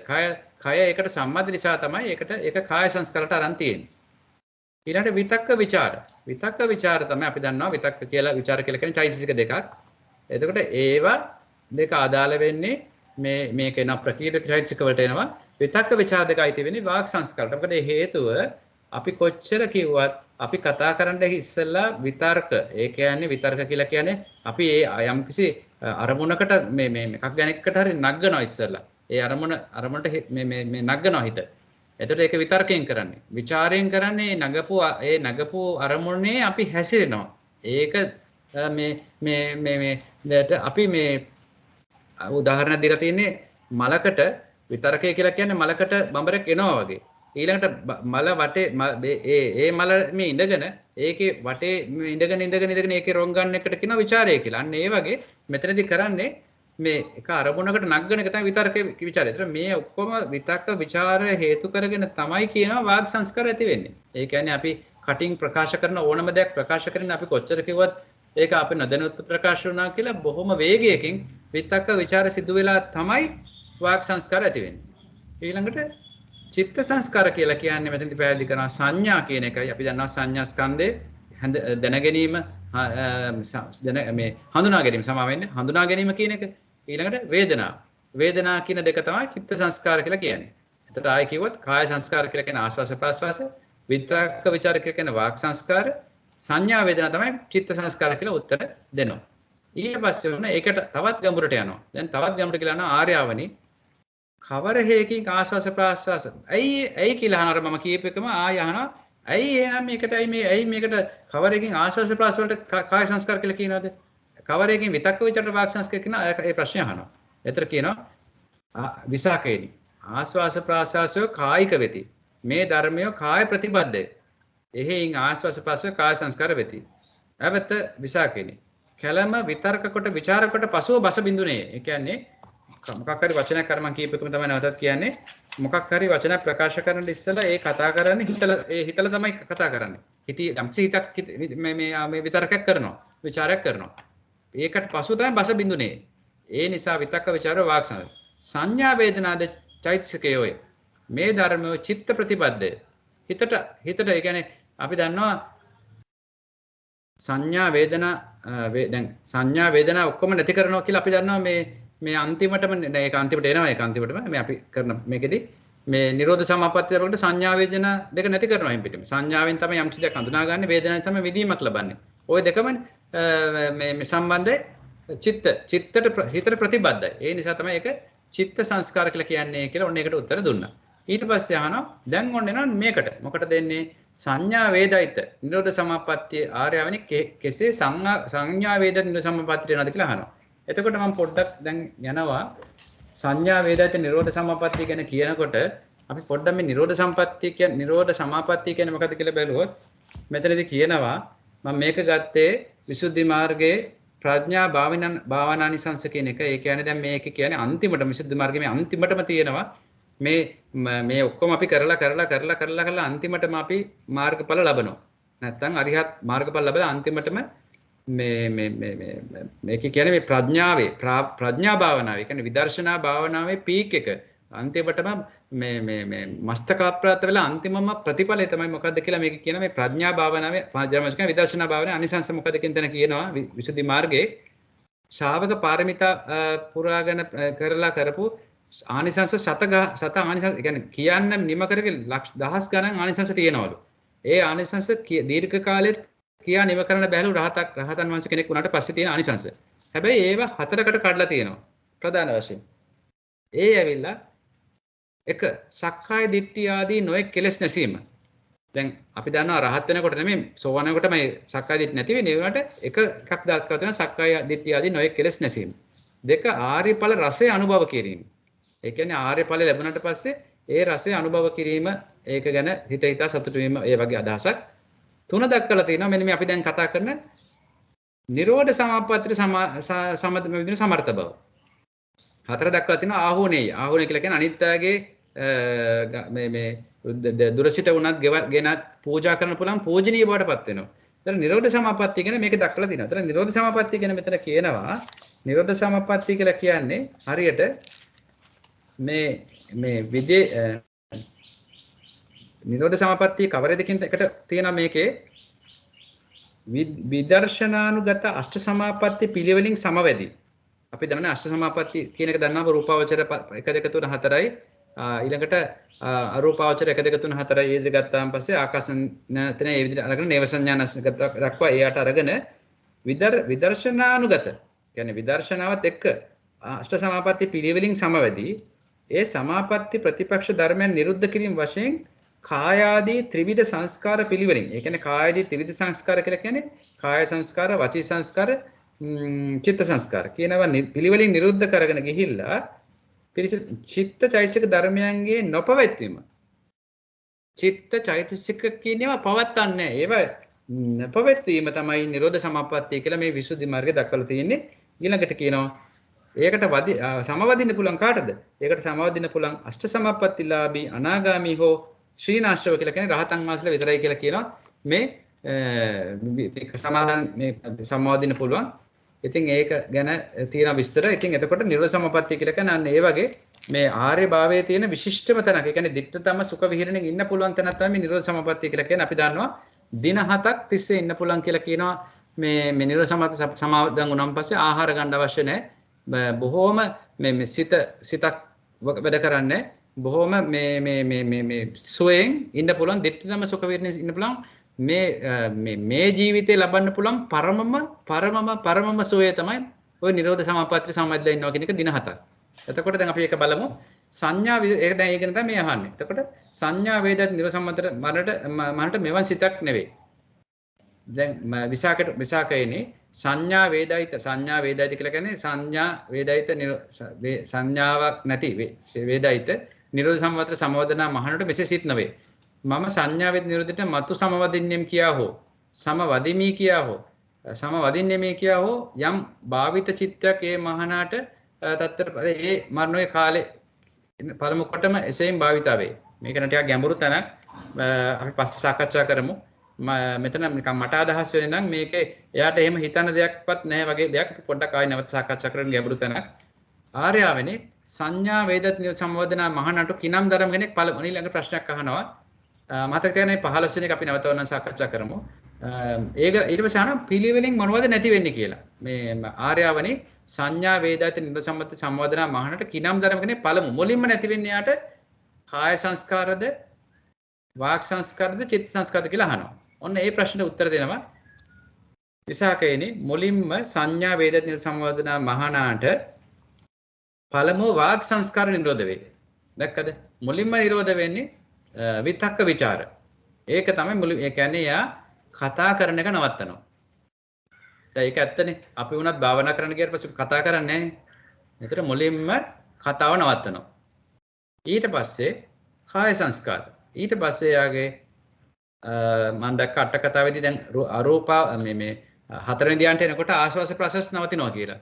එතකොට මෙතනදී ඔන්න මෙන්නේ ඒ පුද්ගලයා ඒ ආරශ්‍රාවකයා දැන් මේ අනාගාමි හරි අරහත් හරි වෙච්ච ආරශ්‍රාවකයා අෂ්ටමාපත්ලාභියා කාය සංස්කාර නිරෝධ කරනවා කියන්නේ ආශ්වාස ප්‍රශ්වාස නවත්තනවා. දැන් කතා කරන්නෙත් නැහැ, හුස්ම ගන්නෙත් නැහැ. ඊට පස්සේ චිත්ත සංස්කාර. ඒ කියන්නේ වේදනා සංඥා කියන චිත්ත සංස්කාරත් නවත්තනවා. සංඥා වේදනා දෙකත් නවත්තනවා. ඔන්න ඔය ආකාරයට නිරුද්ධ වෙනවා කියලා මුලින්ම වාග් සංස්කාර ඊට පස්සේ කාය සංස්කාර අන්තිමට චිත්ත සංස්කාර නවත්තනවා. ඊළඟට අහනවා ඊට පස්සේ ආර්යවනේ සංඥා විද්‍යාවේ සමාවතින් නැගී සිටීම. ඒ නැගී සිටීම කියලා කියන්නේ දින 7ක් හිටියට පස්සේ දැන් දින 7 ඉන්න පුළුවන් උපරිම. දින 7කට පස්සේ නැගී සිටින්න ඕනලු. ඔය ඔතන තමයි අර අපි කිව්වේ අර කැවුමක් පූජා කරලා බොහෝ ආනිසංස ලැබුවා කියලා මේ දම දින්නවා. ඒ කියන්නේ දින 7කට පස්සේ නිරෝධ සමාවතින් සමවදිනා වූ දින 7ක් ආහාරයක් නොගෙන හිටපු එච්චර හිටපු කෙනෙක්ට ආරශාවකෙකුට යම් කිසි කෙනෙක් සුළු හෝ දානයක් පූජා කරන්න ලැබුණොත් ඒක විශාල භාග්යක්. ඒ දාණයෙන් ලැබෙන ආනිසංස මහත්ඵලයි මහානිසංසයි කියා නිම කරන්න බෑ. ඒ කෙනෙක් මොනවා හරි ප්‍රාර්ථනා කරොත් ඒක අනිවාර්යෙන් ඉෂ්ට වෙනවා. ඉතින් ඒ වගේ මේ දැන් මෙතන උනේ මොකක්ද දැන් නැගී සිටිනවා. ඒ කියන්නේ දැන් මේ නිරෝධ සමාවතිය නැගී සිටිනවා. අපි දන්නවනේ දැන් ධානවලින් නැගී සිටිනවා කියලා කියන්නේ. එතකොට ඇවත් විසාකනේ සංඥා වේදත් නිරෝධ සමාවතිය නැගින මහානවට මෙබඩ සිත් නොවේ. මම සංඥා වේද නිරෝධ සමාවතියෙන් නැගිනෙමි කියා හෝ නැගිමි කියා හෝ නැගුණාමෙමි කියා හෝ භාවිත චිත්තක අභාවිතක සංඛ්‍යාත තත්ත්වයට වේද අද්දාන පරිචිත් කලම කියලා. ඒකෙන් මට හේතෙන්නේ දැන් මේක කලිනුතර 15 එකෙත් තිබ්බනේ. මට මෙතන හිතෙන්නේ එයාට අර ඒ තත්ත්වයටපත් වෙනකොටත් මේකටපත් වෙනවා කියලා හිතන්නෙත් නැතුව ඇති වගේ හිතෙන්නේ. ආයි නැගිටිනකොටත් අයි දැන් හිතක් නැහැනේ. හිතක් තියෙන්නේ නැහැ. දැන් හිතක් නැති කරලානේ හිටියේ. ඒතර මට හිතෙනවා ඒ වගේ අදහස් දෝ කියලා මෙතන එන්නේ. එයාට මෙහෙම හිතෙන්නේ නැහැලු. මම නැගිටිනවා. මම මේකේ නිරෝධ සමත නැගිටිනවා කියලා නැගිටිනවා කියලා හිතලා නෙමෙයිලු. නිකම්ම ඒක ඉබේ වෙන වගේ තමයි එන්නේ. අපි 15යි 17යි නැවත සාකච්ඡා කරමු. ඊළඟට 18 වෙනි එකේදී දැන් අහනවා ආර්යවනේ සංඥාවද නිරෝධ සමවතින් නැගෙන මහානහට කිනම් ධර්මයක් පළමු. දැන් නැගී ඉන්නකොට මුලින්ම පහළ වෙන්නේ අර සංස්කාර වලින් කාය සංස්කාරද වාග් සංස්කාරද චිත්ත සංස්කාරද කියලා අහනවා. එතකොට කියනවා විසාකයනේ මුලින්ම අර නැති කරපු පිළිවෙලටමයි. මුලින්ම නිරෝධ සමවතින් සමවදිනකොට මුලින්ම මේව කරන්නේ දැන් අවසානෙටම නැති කරේ මොකද්ද? අවසන් නැති කර චිත්ත සංස්කාරනේ. ඒ කියන්නේ මොකද්ද? වේදනා සංඥා. මුලින්ම එන්නේ චිත්ත සංස්කාර හට ගන්නවා. වේදනා සංඥා එන්න පටන් ගන්නවා. ඊට පස්සේ කාය සංස්කාර. ඔන්න හුස්ම ගන්න පටන් ගන්නවා. කාය සංස්කාර ආශ්වාස පාස පටන් ගන්නවා. අන්තිමට තමයි කතා කරන්නේ මේ මොකද විතක්ක ਵਿਚාර ඇවිල්ලා. අර නැති කර පිළිවෙලට තමයි 3 2 1 කියලා කියව වගේ ආය 1 2 3 වගේ වෙන්නේ. ඊට පස්සේ ආර්ය වෙන්නේ කතෙක් ස්පර්ශය සංඥා වේදත් නිරසමත් පහස ගන්නද කියලා අහන තව ප්‍රශ්නයක්. ඒතර මේ දැන් අහන්නේ වේදනාව ගැන. එතකොට කියනවා ඇවත් විසාකයේනේ ස්පර්ශය 3 දෙනෙක් තියෙනවලු. සංඥා වේදත් නිරසමත්ින් නැගින මහාන පහස ගන්නේ කියලා තියෙනවා. ශුන්්‍යත පහස පහස කියලා කියන්නේ ස්පර්ශ කරනවා. ශුන්්‍යත පහස, අනිමිත්ත පහස, අපනිහිත පහස කියලා. දැන් මේක අපි කවුරුත් දන්නවා වාර්තා කරගන්න පුළුවන් අපිට අර විමෝක්ෂ තුනක් අපි ඉගෙනගෙන තියෙනවානේ. ඒ වගේ මෙතන තියෙන්නේ ඒ විමෝක්ෂ තුනට ආපු වචන තුනම තමයි ශුන්්‍යත, අනිමිත්ත, අපනිහිත කියලා. ඔන්න ඒ ස්පර්ශ වෙනවලු. ඒ සංඥා සමවතියෙන් නැගී ඉන්නකොටම එක්ක ශුන්්‍යත පහස ලබනවා, නැත්නම් අනිමිත්ත පහස ලබනවා, නැත්නම් අපනිහිත පහස ලබනවා කියලා කියනවා. ආර්යාවනි ආයි ප්‍රශ්නයක් කරනවා. නිරෝධ සම්මතියෙන් නැගින මානව සිත කිමක අවනත ඇද්ද? කිමක ප්‍රවණව නැමී ඇද්ද? කිමක නැඹුරුව ඇද්ද? එවත් ඊළඟ උත්තර දෙන අවත් විසාකේනි. සංඥා වේදයෙන් නිරෝධ සම්මතියෙන් නැගින මගේ මහණෝගේ සිත උපදි විවේකේ නිවනේ කෙරෙහි අවනතව ඇත. ආන්න බලන්න අපි දන්නවනේ කාය විවේක, චිත්ත විවේක, උපදි විවේක කියලා තුනක් තියෙනවා කියලා. කාය විවේක කියලා කියන්නේ ඔය පංචකාමයේ විදිහකින් නවත ගන්න එක. ඒකෙන් බැහැර වෙලා යන එක. ඊට පස්සේ චිත්ත විවේකය කියලා කියන්නේ සිතට එන සිතුවිලි වලින් ඒ කියන්නේ මේ කාමච්ඡන්ද ව්‍යාපාද තීන මිද්ද වගේ ඒ වගේ නීවරණ වලින් හිත ගලව ගන්න එක. උපදි විවේකය කියලා කියන්නේ නිවනටම ඉලක්ක වෙලා උපදි තවත් තියෙනවා. ඉතින් අර පටිනිස්සග්ග නිස්සරණ ඒ විවේක එහෙමත් තියෙනවා තමයි. ඒනට උපදි විවේක කියන්නේ නිවනම තමයි. මෙතන සඳහන් කරන ආකාරයට. දැන් එයාගේ හිතේ තියෙන නිවනම තමයි. එයා ඒ මානවගේ හිත උපදි විවේකේ නිවනේම අවනතව ඇත. උපදි විවේකයේ කෙරෙහිට තමයි නැවිලා තියෙන්නේ. උපදි ඒ කියන්නේ එයාගේ හිත ඔය තුනදීම ඒ කියන්නේ අවනත වෙලා තියෙන්නේ, නැමී තියෙන්නේ, නැඹුරුව තියෙන්නේ, නිවනටම තමයි නැඹුරුලා තියෙන්නේ. ආර්යාවනේ ඊට පස්සේ වෙන ප්‍රශ්නයක් අහන අනිත් පැත්තට දැන් ගිහිල්ලා නිවනින් මෙහා ආර්යාවනේ වේදනාව කොතෙක් ඇද්ද? එතකොට ඒතර උත්තර දෙන අවත් විසාකේනි වේදනාව තුනක් තියෙනවා. මොනවද ඒ වේදනා? අපි දන්නවනේ. සුඛ වේදනා, දුක්ඛ වේදනා, අදුක්ඛම සුඛ. මේකට අපි කියන උපේක්ෂා වේදනා කියලාත් කියනවා. ඊළඟට අන ආර්යාවනේ. සුඛ වේදනා කවර, දුක්ඛ වේදනා කවර, අදුක්ඛම සුඛ වේදනා කවර කියලා ආයි එක දැන් ගැඹුරු ආයි එක දැන් අර අපි අර කෑලි කෑලි වලට කඩ බලනවා වගේ අර මේ අපි ඉගෙන ගත්තේ මේ අභිධර්මය අපි කරන විදිහට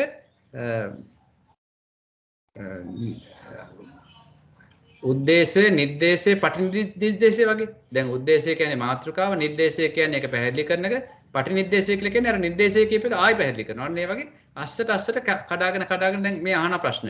සුඛ වේදනා මුලින්ම ආව වේදනාව කියද්දී කොහොම වේදනා තුනක් කිව්වා. වේදනා තුනම දැන් අහනවා මේ වේදනාවේ සුඛ වේදනාව කියන්නේ මොකද්ද? දුක්ඛ වේදනාව කියන්නේ මොකද්ද කියලා පැහැදිලි කරන්න කියලා කියනවා. එතකොට කියනවා අවත් විසාකේනි.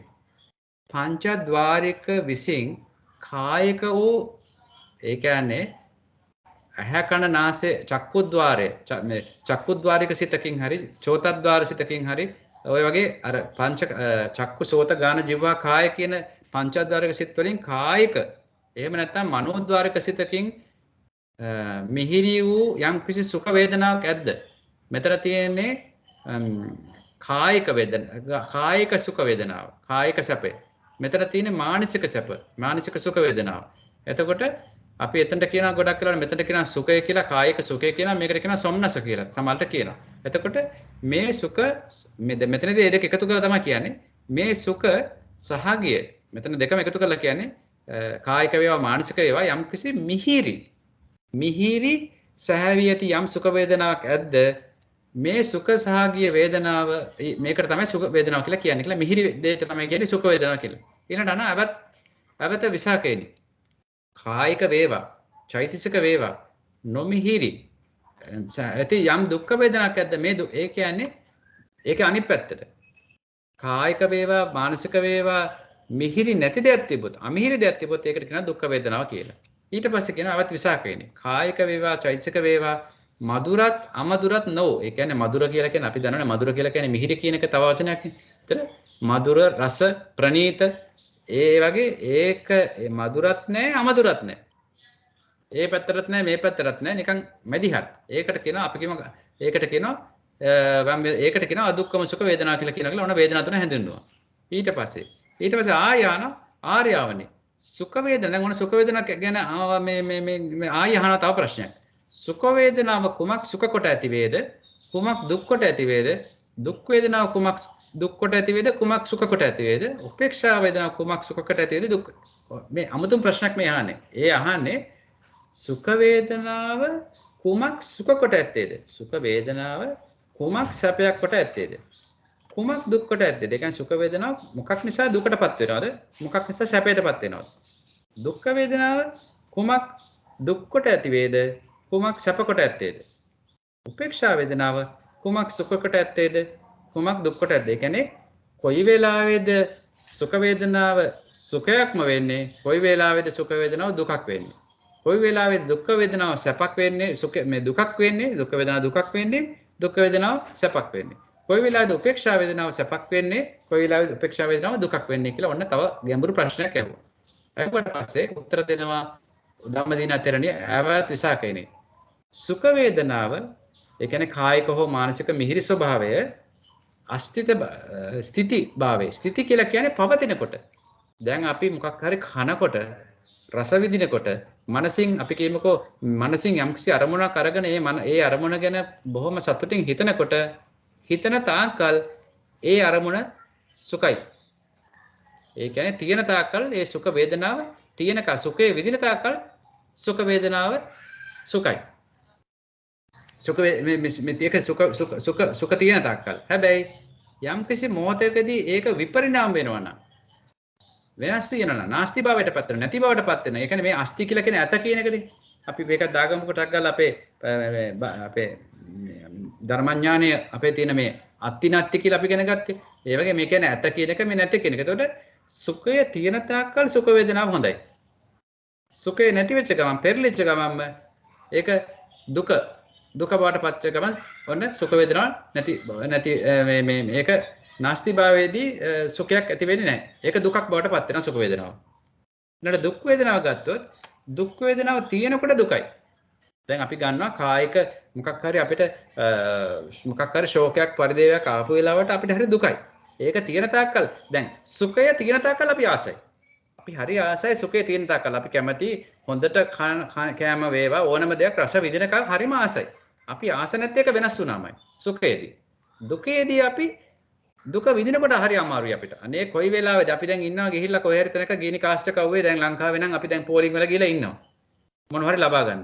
ඔය පෝලිං වල ගෑස් හරි මොන හරි ලබා ගන්න ඉන්නකම් ගිනි කාස්ට් කව්වේ අවුවට දෙමින් මිනිස්සුත් එක්කත් පෝලිමේ මොළ පේන්නේ අග පේන්නේ ඔය විදිහට ඉන්නකොට පුදුම දුකක්. ඒ ඉන්න තාක්කල් ඒක දුකේ ඉන්න තාක්කල් ඒක දුකයි. හැබැයි දුක පෙරලා පොඩ්ඩක් අපිට අතරට ගිහිල්ලා අපේ අවශ්‍ය බඩුව ලැබෙනකොට අපිට ඔන්න එක විපරිණාම වෙනකොට ඔන්න එක වෙනස් වෙනකොට ඔන්න සුඛ වෙනවා ඒක. ඔන්න එක තේරුම් ගන්න ගැඹුරින්. සැපය විඳින තාක්කල් සැපය සැපයි. සැපය වෙනස් වෙනකොට අපිට ඒක දුකක් බවට පරිවර්තනය වෙනවා. දුකේ විඳිනකොට ඒක දුකයි. දුකය පෙරලෙනකොට දුක පෙරලෙනකොට අනිත් පැත්තට යනවනේ. හොඳ පැත්ත යනකොට අපිට ඔන්න සැපයි. ඊළඟට උපේක්ෂා වේදනාව ටිකක් අර සුඛයට සමානයි. උපේක්ෂා වේදනාව යන සුඛය දන්නා බව සුව කොට ඇති වෙයි. ඒ කියන්නේ උපේක්ෂා වේදනාව කියලා කියන්නේ දැනීම ඥානයක් තියෙන වෙලාවට ඒක සුවයක් බවට පත් වෙනවා. ඒක නොදන්නාකොට දුකක් බවට පත් වෙනවා. සාමාන්‍යයෙන් කියනවා උපේක්ෂාවයි සුඛයයි යන්නේ ටිකක් එක විදිහටයි කියලා තමයි කියන්නේ. හරි. ඊළඟට ආර්යාවනේ. සුඛ වේදනාව කිනක් අනුශය දහමක් නොපුහුන් බැවින් සතන්හි හෝනා වේද දුක්ඛ වේදනාව කිනක් අනුශය දහමක් සිතලා ගන්නා වේද උපේක්ෂා ඊළඟට අහනවා ආර්යාවනේ සුඛ වේදනාව කිනක් අනුසය කියලා කියන්නේ යටපත් වෙච්ච දේවල්. අනුසය ධර්ම අපි දන්නවනේ රාගානුසය, ditthානුසය, පටිඝානුසය, මානානුසය, අවිජ්ජානුසය, අනුසය ධර්ම හතක් තියෙනවා කියලා. ඒතර සුඛ වේදනාව කිනම් අනුසය දහමක් නොපුහුන් බැවි. සුඛ වේදනාව මොකක් ප්‍රහීන වෙච්ච නැති නිසාද තියෙන්නේ සුඛ වේදනාව. දුක්ඛ වේදනාව මොකක් ප්‍රහීන වෙච්ච නැතිද අනුසය වශයෙන් හටගන්නේ. උපේක්ෂා වේදනාව කොමක් නැති වෙච්ච නිසාද හටගන්නේ කියලා ඔන්න තවත් ගැඹුරු ප්‍රශ්නයක් අහනවා. ඒතර උත්තර දෙනවා සුඛ වේදනාව රාගානුසය අනුශයනය කෙරේ. එතකොට රාගානුසය තියෙන තාක්කල් අපි සුඛ වේදනාව විඳිනවා. පටිඝානුසය තියෙන තාක්කල් අපි දුක් වේදනා දුක දෝමනස්ය අපි විඳිනවා. උපේක්ෂා වේදනාව අපි විඳින්නේ අවිජ්ජානුසය තියෙන තාක්කල් කියලා ඔන්න ඒකට පිළිතුරු දෙනවා කවුද ධම්මදින්නා තෙරණිය. ඊට පස්සේ ආර්යවනේ සුඛ වේදනාව රාගානුසය ලෝභදගෙන ලගින්නේ වේද? ඔන්න අහනවා සුඛ වේදනාව ඇති වෙන්නේම මේ රාගය අනුසය නිසාමද? දුක්ඛ වේදනාව ඇති වෙන්නේ පටිඝානුසය ලුහු බැඳගෙන ඒක නිසාමද මේ හටගන්නේ කියලා අර ඒක නැවත තීව්‍ර කළා ආය අහනවා ඒක ස්ට්‍රෙස් කරලා සුඛයට හේතුව රාගයමද? රාගානුසයමද? දුක්ඛ වේදනට හේතුව පටිඝානුසයමද? උපේක්ෂා වේදනට ඒකමද හේතු වෙන්නේ කියලා අහනවා. ඒතර කියනවා අවත් විසාකයනේ හැම සුඛ වේදනාවක්ම රාගානුසය නොලගින්නේ. ඒක හැම එකටම අදාළ නැහැ. හැම සුඛ වේදනාවක්ම රාගානුසය නොලගී ඉන්නේ. හැම දුක්ඛ වේදනාවක්ම පටිඝානුසය නොලගී ඉන්නේ. හැම උපේක්ෂා වේදනාවක්ම මේ අවිද්‍යානුසය නොලගී ඉන්නේ කියලා ඒකට මේ අනුසය වශයෙන් තියෙන මේක තමයි ඒ වුණාට 100%ක්ම ඒක නිසාම ඒක ලගිනවා කියලා කියන්න බෑ කියලා ඔන්න උත්තර දුන්නා. ඊළඟට අහනවා ආර්යවනේ සුඛ වේදනාව ක්‍රමක් ප්‍රභාවත්‍ය වේද සුඛ වේදනාව 36 මෙතන අහන සුඛ වේදනාව ක්‍රමක් ප්‍රභාවත්‍ය වේද දුක්ඛ වේදනාව ක්‍රමක් ප්‍රභාවත්‍ය වේද උපේක්ෂා ක්‍රමක් එතකොට අහනවා ප්‍රභාවත්වය වේද එතන කියනවා සුඛ වේදනාව හරි හොඳයි ඒක නිකන් ප්‍රහාණය කරනවා වගේ නේද මේ ජයන්ත මහත්මයා සුඛ වේදනා රාගානුසය ප්‍රභාවත්වේ කියලා අපිට ඒ අදහසක් ගන්න පුළුවන් නේද පහතබ්බා කියන ගන්න හරි හරි බොහොම පිං උතුමාට එතකොට සුඛ වේදනාව රාගානුසය ප්‍රහාණය කිරීමෙන් ප්‍රහතබ්බෙන් කරන්න පුළුවන් කියලා 26 එතන කියනවා දුක්ඛ වේදනා පහතබ්බා කියන ප්‍රහාණය අපි කියමු අර සංවරා පහතබ්බා කිය වගේ. එතකොට සුඛ වේදනාව දැන් මෙතනින් අහන්නේ සුඛ වේදනාව මොකක් ප්‍රහාණය කරලාද ලබන්න පුළුවන්. දුක්ඛ වේදනාව මොකක් ප්‍රහාණය කරලාද. උපේක්ෂා වේදනාව කුමක් ප්‍රහාණය කරලාද කියලා ලබන්න පුළුවන් කියලා අහනවා. එතන කියනවා විසාකේනි. සුඛ වේදනාව රාගානුසය පහතබ්බා ප්‍රහාණය කිරීමෙන් ලබන්න සුඛ වේදනාහි රාගානුසය සමා වෙන්න. සුඛ වේදනාවෙහි රාගානුසය ප්‍රහාණය වේ. අන්න එහෙමයි අදහස් වෙන්න ඕනේ. සුඛ වේදනාවෙහි සුඛ වේදනාව කියන එක ඉන් රාගානුසය තමයි ප්‍රහාණය වෙන්නේ. දුක්ඛ වේදනාව නැති කිරීමෙන් ප්‍රහාණය වෙන්නේ පටිඝානුසය. උපේක්ෂා වේදනාව නැති කිරීමෙන් ප්‍රහාණය වෙන්නේ අවිජ්ජානුසය කියලා ඔන්න උත්තර දෙනවා. ඊට පස්සේ 27 දී අහනවා සුඛ වේදනාවේ රාගානුසය ප්‍රහාණය වේ දුක්ඛ වේදනාවේ පටිඝානුසය ප්‍රහාණය වේ හැම උපේක්ෂා ඒක හැම එකටම අදාළද කියලා අහනවා. හැම සුඛ වේදනාවක්ම රාගානුසය ප්‍රහාණය වෙනවද?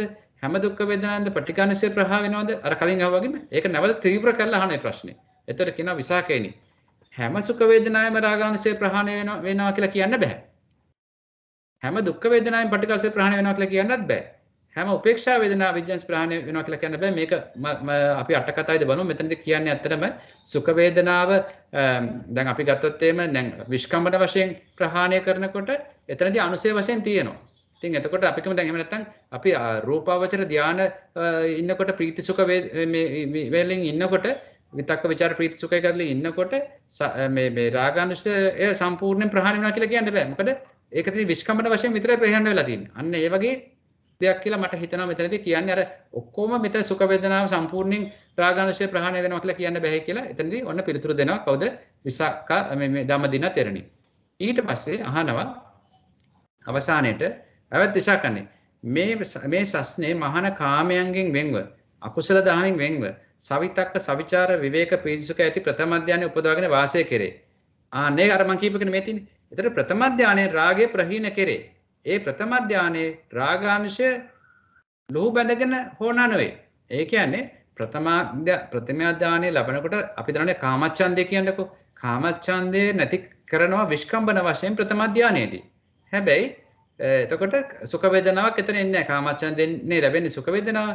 එතකොට රාගානුසය හැබැයි රාගාසය ලොහු බැඳගෙන ඉඳී කියලා කියන්න බෑ. මොකද අනුසය ධර්ම ප්‍රහාණය වෙන්නේ සමුච්ඡේද වශයෙන් විදර්ශනා වඩලා ඒක විදර්ශනා නුවණින් දකින්නකොටයි කියලා අදහසක් අපිට හිතන්න පුළුවන්. ඊළඟට අවත් විසාකේනේ මේ සස්නේ මහන මෙසේයින් ප්‍රත්‍යක්ෂා කරේ. ආර්යෝ දැන් යම් රහත් බවක් ඇටසට සමවය වෙසෙද්ද මම කිනන් දිනක ඒ ආර්යත්වයට සමවැසෙන් දෙයි කියයි. මෙසේ අනුත්තර විමෝක්ෂයේ අනුත්තර කියලා කියන්නේ උත්තරීතර වූ විමෝක්ෂය කියලා කියන්නේ අර මිදීම අරිහත්වේ ප්‍රාර්ථනා එලා තබන්නහුට තත් ප්‍රාර්ථනා නොලැබීම හේතුවෙන් දෝමනස්ය උපදී. ඔන්න සමහර අයට දැන් මේකේ කියනවා සමහර අය අවුරුදු ගණන් සමහර භික්ෂුන් වහන්සේලා අවුරුදු ගණන් දැඩි වෙහෙසක් අරන් තිනවා මේ රහත් වෙන්න. හැබැයි ඒක නොවෙනකොට ඒගොල්ලන්ට හරි දුකක් කනගාටුවක් දෝමනසක් උපදිලා තියෙනවා. ඒ දෝමනස පටිගයක් බවට හැරෙනවා. ඒ කියන්නේ මම මෙච්චර වහන්සි වෙනවා. මම මෙච්චර භාවනා කරනවා. මෙච්චර මේවා කරාට මට තාම මාර්ගඵල ලැබුණේ නැහැ කියලා බොහොම මේ එතන ඇති වෙන්නේ දැන් එතනදී මේ මාර්ගයේ වඩන කෙනාටත් පටිඝානුසය එන පටිඝේ තියෙන නිසා අනුසය ධර්මයක් වශයෙන් ඒක උඩ නැගිටලා එනවා. දොම්නසටපත් වෙනවා. දොම්නස් ඒ දොම්නසින් පටිඝේ දුරු කෙරේ. තදාරූපනස දුක්ඛ වේදනායි පටිඝානසේ අනුසය කියන්නේ මෙතනින් පැහැදිලි වෙන්නේ ඔය මේ සම්පූර්ණයෙන්ම දෝමනස්සේ අනුසය එකපාරම දුරු කෙරෙන්නේ නැහැ කියන වගේ තමයි අදහසක් පැහැදිලි වෙන්නේ අපි සාකච්ඡා කරමු. හැබැයි විසාකේනේ මෙස්සස්නේ මහන සුඛයාගේද දුක්ඛයාගේද ප්‍රහාණයෙන් සොම්නස් දොම්නස් කලින්ම පහව යෑමෙන් අදුක්කම වූ අසුඛ වූ උපේක්ෂාවෙන් ජනිත සමිති පාරිශුද්ධ ඇති සති පාරිශුද්ධ ඇති චතුත්ථ ධ්‍යාන සමවැදී වෙසේ. චතුත්ථ ධ්‍යානයෙන් දැන් මේකෙන් අහන්නේ මෙතෙන් අහන්නේ ප්‍රථම ධ්‍යානට පැමිණීමෙන් පුළුවන් වේද සම්පූර්ණයෙන් ප්‍රහාණය කරන්න කියලා රාගානුසය. ආයේ මෙතනත් පැහැදිලි කරන්නේ මේ අරියත් භවයට මේ වුණා කියලා ඒ අරියත් භව නොලැබුණා කියලා පටිඝය ඇති නිසා ඒකෙන් පුළුවන්ද පටිඝානුසය දුරු කරන්න. ආයෙ අහනවා චතුත්ථ ධ්‍යානට සමවදුනා කියලා පුළුවන්ද කියලා ඒකෙන් අවිද්‍යානුසය දුරු කරන්න. එතකොට එහෙම කියලා අන්තිමටම අහනවා ආර්යවනේ සුඛ වේදනාට ප්‍රතිභාග කියලා කියන්නේ විරුද්ධ. සුඛ වේදනාට විරුද්ධ මොකද්ද? සුඛ වේදනාට ප්‍රතිභාග විරුද්ධ මොකද්ද කියලා අහනවා. එතකොට කියනවා විසාකේනි සුඛ වේදනාට දුක්ඛ වේදනා විසභාග විරුද්ධ ප්‍රතිභාග වෙයි කියලා. ඊට පස්සේ අහනවා මෙතන ප්‍රශ්න 6ක් අහගෙන යන්නේ. ඊළඟට අහනවා දුක්ඛ වේදනාට ප්‍රතිභාග මොකද්ද කියලා. එතකොට කියනවා දුක්ඛ වේදනාට සුඛ වේදනා විසභාගය. අපි දන්නවනේ ඒක සැපක් විඳිනකොට දුකක් නැහැ. දුකක් විඳිනකොට සැපක් නැහැ. ඒ වගේ මෙතන කියනවා සුඛ ඒ දෙක ඒ විදිහට දෙපැත්තට විසභාග පැත්ත කියනවා. ඊළඟට අහනවා උපේක්ෂා වේදනාවට එනවා. දැන් වේදනාවල් තුනක් ගැන කතා කරේ. සැපට දුක ප්‍රතිවිරුද්ධයි දුකට සැප ප්‍රතිවිරුද්ධයි. එහෙනම් උපේක්ෂාට ප්‍රතිවිරුද්ධ මොකද්ද? එතන උපේක්ෂාවට ප්‍රතිවිරුද්ධ කියනවා අවිද්‍යාව කියලා. අවිද්‍යාව මෙතන මේ සිංහල පොතේ තියෙනවා විසභාගයි සභාගයි කියලා. හැබැයි මම පාලි වලින් බැලුවම මට පේනවා පාලි වල තියෙන එකම ආකාරයට. ඉතින් ඒ නිසා එකම අර්ථය අපිට ගන්න වෙන්නේ මේ විරුද්ධයි කියන එක තමයි ගන්න වෙන්නේ. එතකොට උපේක්ෂා වේදනට අවිද්‍යාව විරුද්ධයි කියලා කියනවා. ඊට පස්සේ අහනවා අවිද්‍යාවට ප්‍රතිභාග මොකක්ද කියලා අහනවා. එතකොට කියනවා අවිද්‍යාව කියලා කියන්නේ මොකද්ද? මෝහය නැත්තම් මුලාව නැත්තම් චතුසත්‍ය නොදැනීම කියන එකනේ. ඒතර ඒකට විරුද්ධ විද්‍යාව. මොකද්ද විද්‍යාව කියලා කියන්නේ? දුක්ඛ සමුදය නිරෝධ මාර්ග කියන චතුසත්‍ය දැනීම තමයි නියමම විද්‍යාව කියලා කියන්නේ. එතකොට අවිද්‍යාවට විද්‍යාව ප්‍රතිභාග වෙයි කියලා කියනවා. විරුද්ධ වෙයි කියලා කියනවා. ඊළඟට විද්‍යාවට ප්‍රතිභාග මොකද්ද කියලා? විද්‍යාවට විමුක්තිය ප්‍රතිභාග වෙයි කියලා කියනවා. එතකොට මේක අපිට පොඩ්ඩක් සාකච්ඡා කරන්න මොකද කොහොමද විද්‍යාවට විමුක්තිය කියන එක විමුක්තිය කියන්නේ අපිට උනේ මිදීම කියන එක කියලා. ඒතර මිදීම කොහොමද මේකට විරුද්ධ වෙන්නේ කියන එක අපිට සාකච්ඡා කරමු අපි. ඊළඟට විමුක්තියට ප්‍රතිභාග මොකද්ද කියලා විමුක්තියට නිවන ප්‍රතිභාග වෙයි කියලා කියනවා. ඔන්න මේ ප්‍රශ්න හයට උත්තර දුන්නා. ඊට පස්සේ 7 වෙනි ප්‍රශ්නේ අහනවා. 7 වෙනි ප්‍රශ්නේ අහනවා ආර්යවනි නිවනට ප්‍රතිභාග නිවනට ප්‍රතිවිරුද්ධ මොකද්ද කියලා. අපි දන්නවා නිවන කියලා කියන අසංකත ධර්මයක්. ඒක හේතුප්‍රත්‍යයෙන් හටගත්තු දෙයක් නෙමෙයි. එතකොට ඒ නිවනට කිසිම දෙයක් විරුද්ධ කියන්නත් බෑ. අපි දැන් ඉගෙනගෙන තිනවා ওই ධාතු කතා ප්‍රකරණ වල ඉගෙනගෙන තිනවා නිවන ගත්තොත් සමහර දේවල් අපිට කියන්නේ බෑ. නිවන මේකත් එක්ක සම්ප්‍රයෝග වෙනවා කියලා කියන්නත් බෑ. විප්‍රයෝග වෙනවා කියන්නත් බෑ. ඒ විදිහට අපිට ගන්න බෑ. එතකොට නිවනට ඒක නිසා නිවන එතකොට ඔන්න දැන් මෙතනදී ඔන්න කියන්න ගත්තා මේ අන්තිම ප්‍රශ්නයට පස්සේ කිව්වා ඇවැත් විසාකයිනි ප්‍රශ්නය ඉක්මවා ගියේ ප්‍රශ්නේ පරියාන්තේ ගන්න නොහැකි වී දැන් මෙතනින් එහාට ඔයා ඔබතුමා ඔබ ප්‍රශ්නේ ඉක්මවා ගියා මෙතනින් එහාට ඒ ප්‍රශ්න උත්තර දෙන්න බෑ ඇවැත් විසාකයිනි බ්‍රහ්මසරවස නිවන් බැසගෙන ඇත. එතකොට එතන බ්‍රහ්මසර වශයෙන් කියලා කියන්නේ මෙතන අපි පාලි පැත්තෙන් බලමු. එතන කියලා කියන්නේ විසාක පඤ්ඤායන් බ්‍රහ්මචාරියන්. විසාක බ්‍රහ්මචාරියන් නිබ්බානම් පරයන. කියන්නේ බ්‍රහ්මචාරියම උතුම් හැසිරීමම නිවන බැසගෙන ඇත. නිවන පරම මාර්ගය කොට ඇත. නිවන කෙලවර කොට ඇත. ඒක තමයි දැන් මේ පාරේ ගිහිල්ලා අර මොහොතේ වැටෙනවා වගේ අන්තිම තැන මෙතන. ඉතින් එතනින් එහාට ආයි තවක් අහන්න බෑ අපිට. පරතරයට ගියාට පස්සේ ආයි අහන්න බෑ එතනින් තව කොහෙටද යන්නේ කියලා. ඇවත් විසාකේනි. තොපි කැමති නම් දැන් මේ ටික ඔක්කොම විස්තර කරලා දැන් වන්න කියනවා ධම්මදින තෙරේ තෙපි කැමති නම් භාග්‍යවතුන් වහන්සේ කරා එළඹ තෙල අරුත් ਵਿਚාරව. මේකේ තේරුම් අහන්න. අහුවම් පස්සේ භාග්‍යවතුන් වහන්සේ යම් පරිදි තොපට දැන් බලන්න කොච්චර නිහතමානීද කියලා මේ කියන්නේ මේ රහත් තෙරණිය කියනවා මං කීපක පිළිගන්න එපා ඔබ. ඔබ ගිහිල්ලා මේක අහන්න බුදුරජාණන් වහන්සේගෙන්. බුදුරජාණන් වහන්සේ මොන හරි කිව්වනම් මේ ප්‍රශ්න වලට මම උත්තර දෙනවා නම් ඒක යම් පරිදි තොපට විභාග කොට ඒක වෙන විභාග කරලා මෙහෙම කරලා කොටස් කරලා පැහැදිලි කරනවා නම් ඒක ගන්න. ඒකට වදාරද්ද ඒ අර්ථ එපරිදි දරව. ඒ බුදුර මං කියප එක නෙමෙයි. බුදුහාමුදුරු කියප එක අරගන්න තථාගතයන් වහන්සේ කියප එක අරගන්න ඒ අරුත ඒ කියපු අර්ථේ එහෙම අරගෙන දරව කියලා කියන්නේ දරා ගන්න කියන එක. ඒ අදහස තමන්ගේ సంతානට දරා ගන්න කියලා බලන්න බොහොම කරුණාවෙන් කියන කොච්චර බලන්න ධම්ම කතික භික්ෂුණියන් වහන්සේ කෙනෙක් උනත් කොච්චර නිහතමානීව ඒක කියනවද කියලා. එතකොට ඉක්බිති විසාක උපාසක ධම්මදින්නා මෙහිණින්ගේ තෙපුල් ඒ වචන අහලා අභිනන්දනයකට බොහොම සතුටටපත් වෙලා අනුමෝදන් වෙලා සාදු සාදු කියලා අනුමෝදන් වෙලා හුනස්ටෙන් නැගී ධම්මදින්නා මෙහෙණ සකසා වැඳ ආයි ගිහිලා වැඳ පැදකුණුකට ඒ කියන්නේ අර වටේට මේව කරලා වටේට ගිහිල්ලා ප්‍රදක්ෂිනා කරලා පැදකුණුකොට භාග්‍යවතුන් වාසය කරා එළඹියේ. එළඹ භාග්‍යවතුන් වහන්සේ මැනවින් වැඳ එකක් පසක හින එකත් පසව උන් විසාක උපාසක ධම්මදින්නා මෙහෙණ හා සමග යම්තා කතා සංලාප වීද ඒ හැම භාග්‍යවතුන් වහන්සේ සැලකලේ. ඒ වෙච්ච මොළ ඉඳලම අග දක්වාම සියලෝම ඒ කතා සල්පයි ඒ වේදල්ලේ සම්පූර්ණයෙන්ම බුදුන් වහන්සේ සැලකරා. මෙසේ සැලකල කල්ලි භාග්‍යවතුන් වහන්සේ විසාක උපාසකට තෙල වදාලා මේක කිව්වා. එහෙම කිව්වට පස්සේ භාග්‍යවතුන් වහන්සේ මෙන්න මේ ටික කිව්වා දේශනා කරා විසාක සිටුවරයාට මේ ආර්යයන් ශ්‍රාවකයාට විසාකයනි මේක කියන්නේ භාග්‍යවතුන් වහන්සේ විසාකයනි මේ දේශනා කරන්නේ භාග්‍යවතුන් වහන්සේ විසාකයනි ධම්මදින්නා මෙහෙණ පඬිත භාවය ඇතියක විසාකයනි ධම්මදින්නා මෙහෙණ මහා පැන ඇති එක මහා මේ පැන කියලා කියන්නේ මහා ප්‍රඥාව තියෙන කෙනෙක් මහා පඬිතෙක් විසාකයනි තෙපි මේ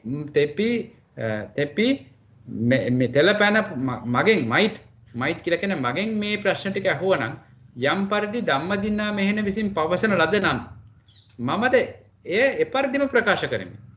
තෙල භාෂිතයාගේ අර්ථය තෙලම වේ. තෙල අරුත් එපරිදිම දරව කියලා බුදුරන් වහන්සේ ඒක අනුමත කරා මේ ධම්මදින්නව නොහර කිව්වනම් හරියට මම කිව්වත් උත්තර දෙන්නේ මමත් ඔය විදිහටම උත්තර දෙන්නේ. ඒ නිසා මගේ ධම්මදින්න තෙරණිගේ ධර්මයේ පිළිබඳ මේ ප්‍රශ්න විචාරයේ කිසි වෙනසක් නැහැ. ඒ නිසා ඒක කියප එක හරියටම හරි මේ ධම්මදින්න තෙරණිය පඬිතයි ඒ වගේම මේ මහා ප්‍රඥාවන්තයි. ඒ නිසා ඒ අර්ථය එහෙම අරගෙන ඒ විසිම අරුද්දරව කියලා ඊට පස්සේ භාග්‍යවතුන් වහන්සේ මේ බස් වදාළසේක ප්‍රීති සොම්නස් ගත් ඇති විසාක උපාසක භාග්‍යවතුන් වහන්සේගේ භාෂිතය අභිමුඛ සතුටු ගැන සතුටු වී කියලා ඔතන සූත්‍රය අවසන් වෙනවා. දැන් අපි පොඩ්ඩක් දැන් කාලේ ගොඩාක් ගියපු නිසා දැන් 12යි වෙලාව මම විනාඩි 10ක් විතර වගේ පොඩ්ඩක් අට කතාවට ගිහිල්ලා අවසන් කරන්නම් අපේ සාකච්ඡාව සඳහා. අට කතාවේදී තියෙනවා මේක හරියට අර රාජ්‍ය මුද්‍රාව වගේලු. මොකද රාජ්‍ය මුද්‍රාව කියන්නේ? රාජ්‍ය මුද්‍රාව කියලා කියන්නේ අපි ලියුමක් ගහලා ඒකේ දැන් අපි ගහනවා සීල් එකක්. ඒ සීල් එකේ ගහනවා මේක ජනාධිපතිතුමාගෙන් කියලා. ඒ වගේ මෙතන කියන ලස්සන කතාවක් මේ බුදුරජාණන් වහන්සේ විසින් මේ සූත්‍රයේ මේ අවසන් තියෙන අට කතාවේ මම ඒක කියවන්නම්. අටලොස් ධාතුවේ පණ්ඩිතයා කියලා කියන්නේ ධාතු 18 ධාතු දන්නවලු. 12 ආයතන දන්නවලු. පටිච්ච සම්පදාය දන්නවලු. ඒවයි දක්ෂයිලු. ඒ අය මේ ප්‍රඥාවන්තයෝ අර්ථය දන්නවලු, ධර්මයේ දන්නවලු, නිරුක්තිය දන්නවලු, ප්‍රතිබාණය දන්නවලු. ඒ මොකක්ද ඒ කියන්නේ? මේගොල්ලෝ සිව්පිලිසිඹියාලා. ඒ කියන්නේ පටිසම්භිදාලාභී. අපි දන්නවනේ මේ අභිධර්ම පිටකයේ කියනවා ඒ රහත් වෙනකොට ඒ අභිධර්මයේ ප්‍රගුණ කරපු අය සමහරට මේ සිව්පිලිසිඹියා රහතන් වහන්සේලා ළමටපත් වෙන්නේ. එතකොට අත්ත ධම්ම නිරුක්ති ප්‍රතිබාණ කියන. ඔය ආකාරයේ මහා ප්‍රඥා තියෙන මේ ධම්මදින්නා භික්ෂුණීන් වහන්සේ යමක් පවසන ලද්දේද මමත් එසේම ප්‍රකාශ කරන්නෙමි. තවද මෙතකින් මේ සූත්‍රාන්තය ශ්‍රාවක භාෂිතයක් නෙවෙයිලු. ශ්‍රාවක භාෂිතයක් නේ මේ භික්ෂුන් වහන්සේ කෙනෙක් භික්ෂුන් වහන්සේ මේ රහතන් වහන්සේ කෙනෙක් ප්‍රකාශ කරන්නේ. නමුත් මේක එසේ නෙවෙයිලු. මේක ජින කියන්නේ බුදුරජාණන් වහන්සේ කියන නම. ජින භාෂිතයක්ම වේ. යම්සේ රාජකාරී නියුක්තියන් විසින් ලියන ලද සන්නසක් රාජ මුද්‍රාවෙන් දැන් කාලෙන් ওই මුද්‍රාව නැත්තම් සීලකකින් ලාස් නොකරන ලද්දේද ඒ තාක් ඒ රාජකීය සන්නසක් නෙවේ. එහෙත් ඒ රාජ මුද්‍රාව තැබූ කල්ලි ඒක රාජකීය සන්නසක් වේ. එපරිද්දෙන් අහම්පි තං අයව ධම්ම වෛයාකරණීයං කියලා කියපු ගමන් යන මේ ජින වචනයේ මුද්‍රාවෙන් මේක බුදුරජාණන් වහන්සේ අනුමත කරපු ගමන්ම මේ සූත්‍රය ජින භාෂිතයක්ම වන්නේය කියලා ඔන්න අවසානට මේ සූත්‍රය බොහොම මේ බුදුරජාණන් වහන්සේගේ සර්ටිෆිකේෂන් එකක්. බුදුරජාණන් වහන්සේත් මේක සර්ටිෆයි කරනවා, සම්මත කරනවා මේ සූත්‍රය කියපු කරුණ එහෙමම බාර ගන්න කියලා ඒ ගැන සඳහනක් වෙනවා. ඊළඟට මෙතන කියනවා මෙතන මේ අන්තිම ප්‍රශ්න ගැන කියනවා නිවන ගැන කියනවා. නිවනට එහා පැත්තේ තව යන දෙයක් නැහැ කියලා. ඒකට අර හත් දවසක මේ ගෙයකට දාන්න පින්ඩපාතේ ගිහිල්ලා ගෙවල් 7ක් ඉක්මව 8 වෙනි ගෙදර හිටියේ ගෙවල් 7ම වැරදුණු බව දැන නොගත්තේද? එපරිද්දෙන් අපටි ප්‍රතිභාග ධර්මයේ ප්‍රතිභාගයේ ਵਿਚාරන්නේ ඒ කියන්නේ නිර්වාණය මේක අර ගිහිල්ලා අර ප්‍රශ්න අහගෙන ගිහිල්ලා අර නිවන ගැන අහන්න ගියන් පස්සේ නිවනට ප්‍රතිවිරුද්ධ කියලා අර ඒ ප්‍රශ්න උත්තරයක් දී ගන්න මේ දෙන්න බෑ කියලා කියන අර ප්‍රශ්නේ ඉක්මවා ගියා කියලා කියන එක පැහැදිලි කරලා තියෙනවා. ඊළඟට මෙතන කියනවා මේ අවසරයි මහත්තයා ෂෙයා කරන්නද අට කතාව? කමක් නැහැ කරන්න ප්‍රශ්නෙත් මත කරන්න කමන්නේ. පිටු අංක 389 ඊළඟට කියනවා මෙතන ධම්නස ඒකාන්තේම අකුසල්ලු. ඒ කියන්නේ අර එතනදී මම කියන්නේ මේ ධම්නස ශ්‍රීමති මහත්තයා පිටු අංක 389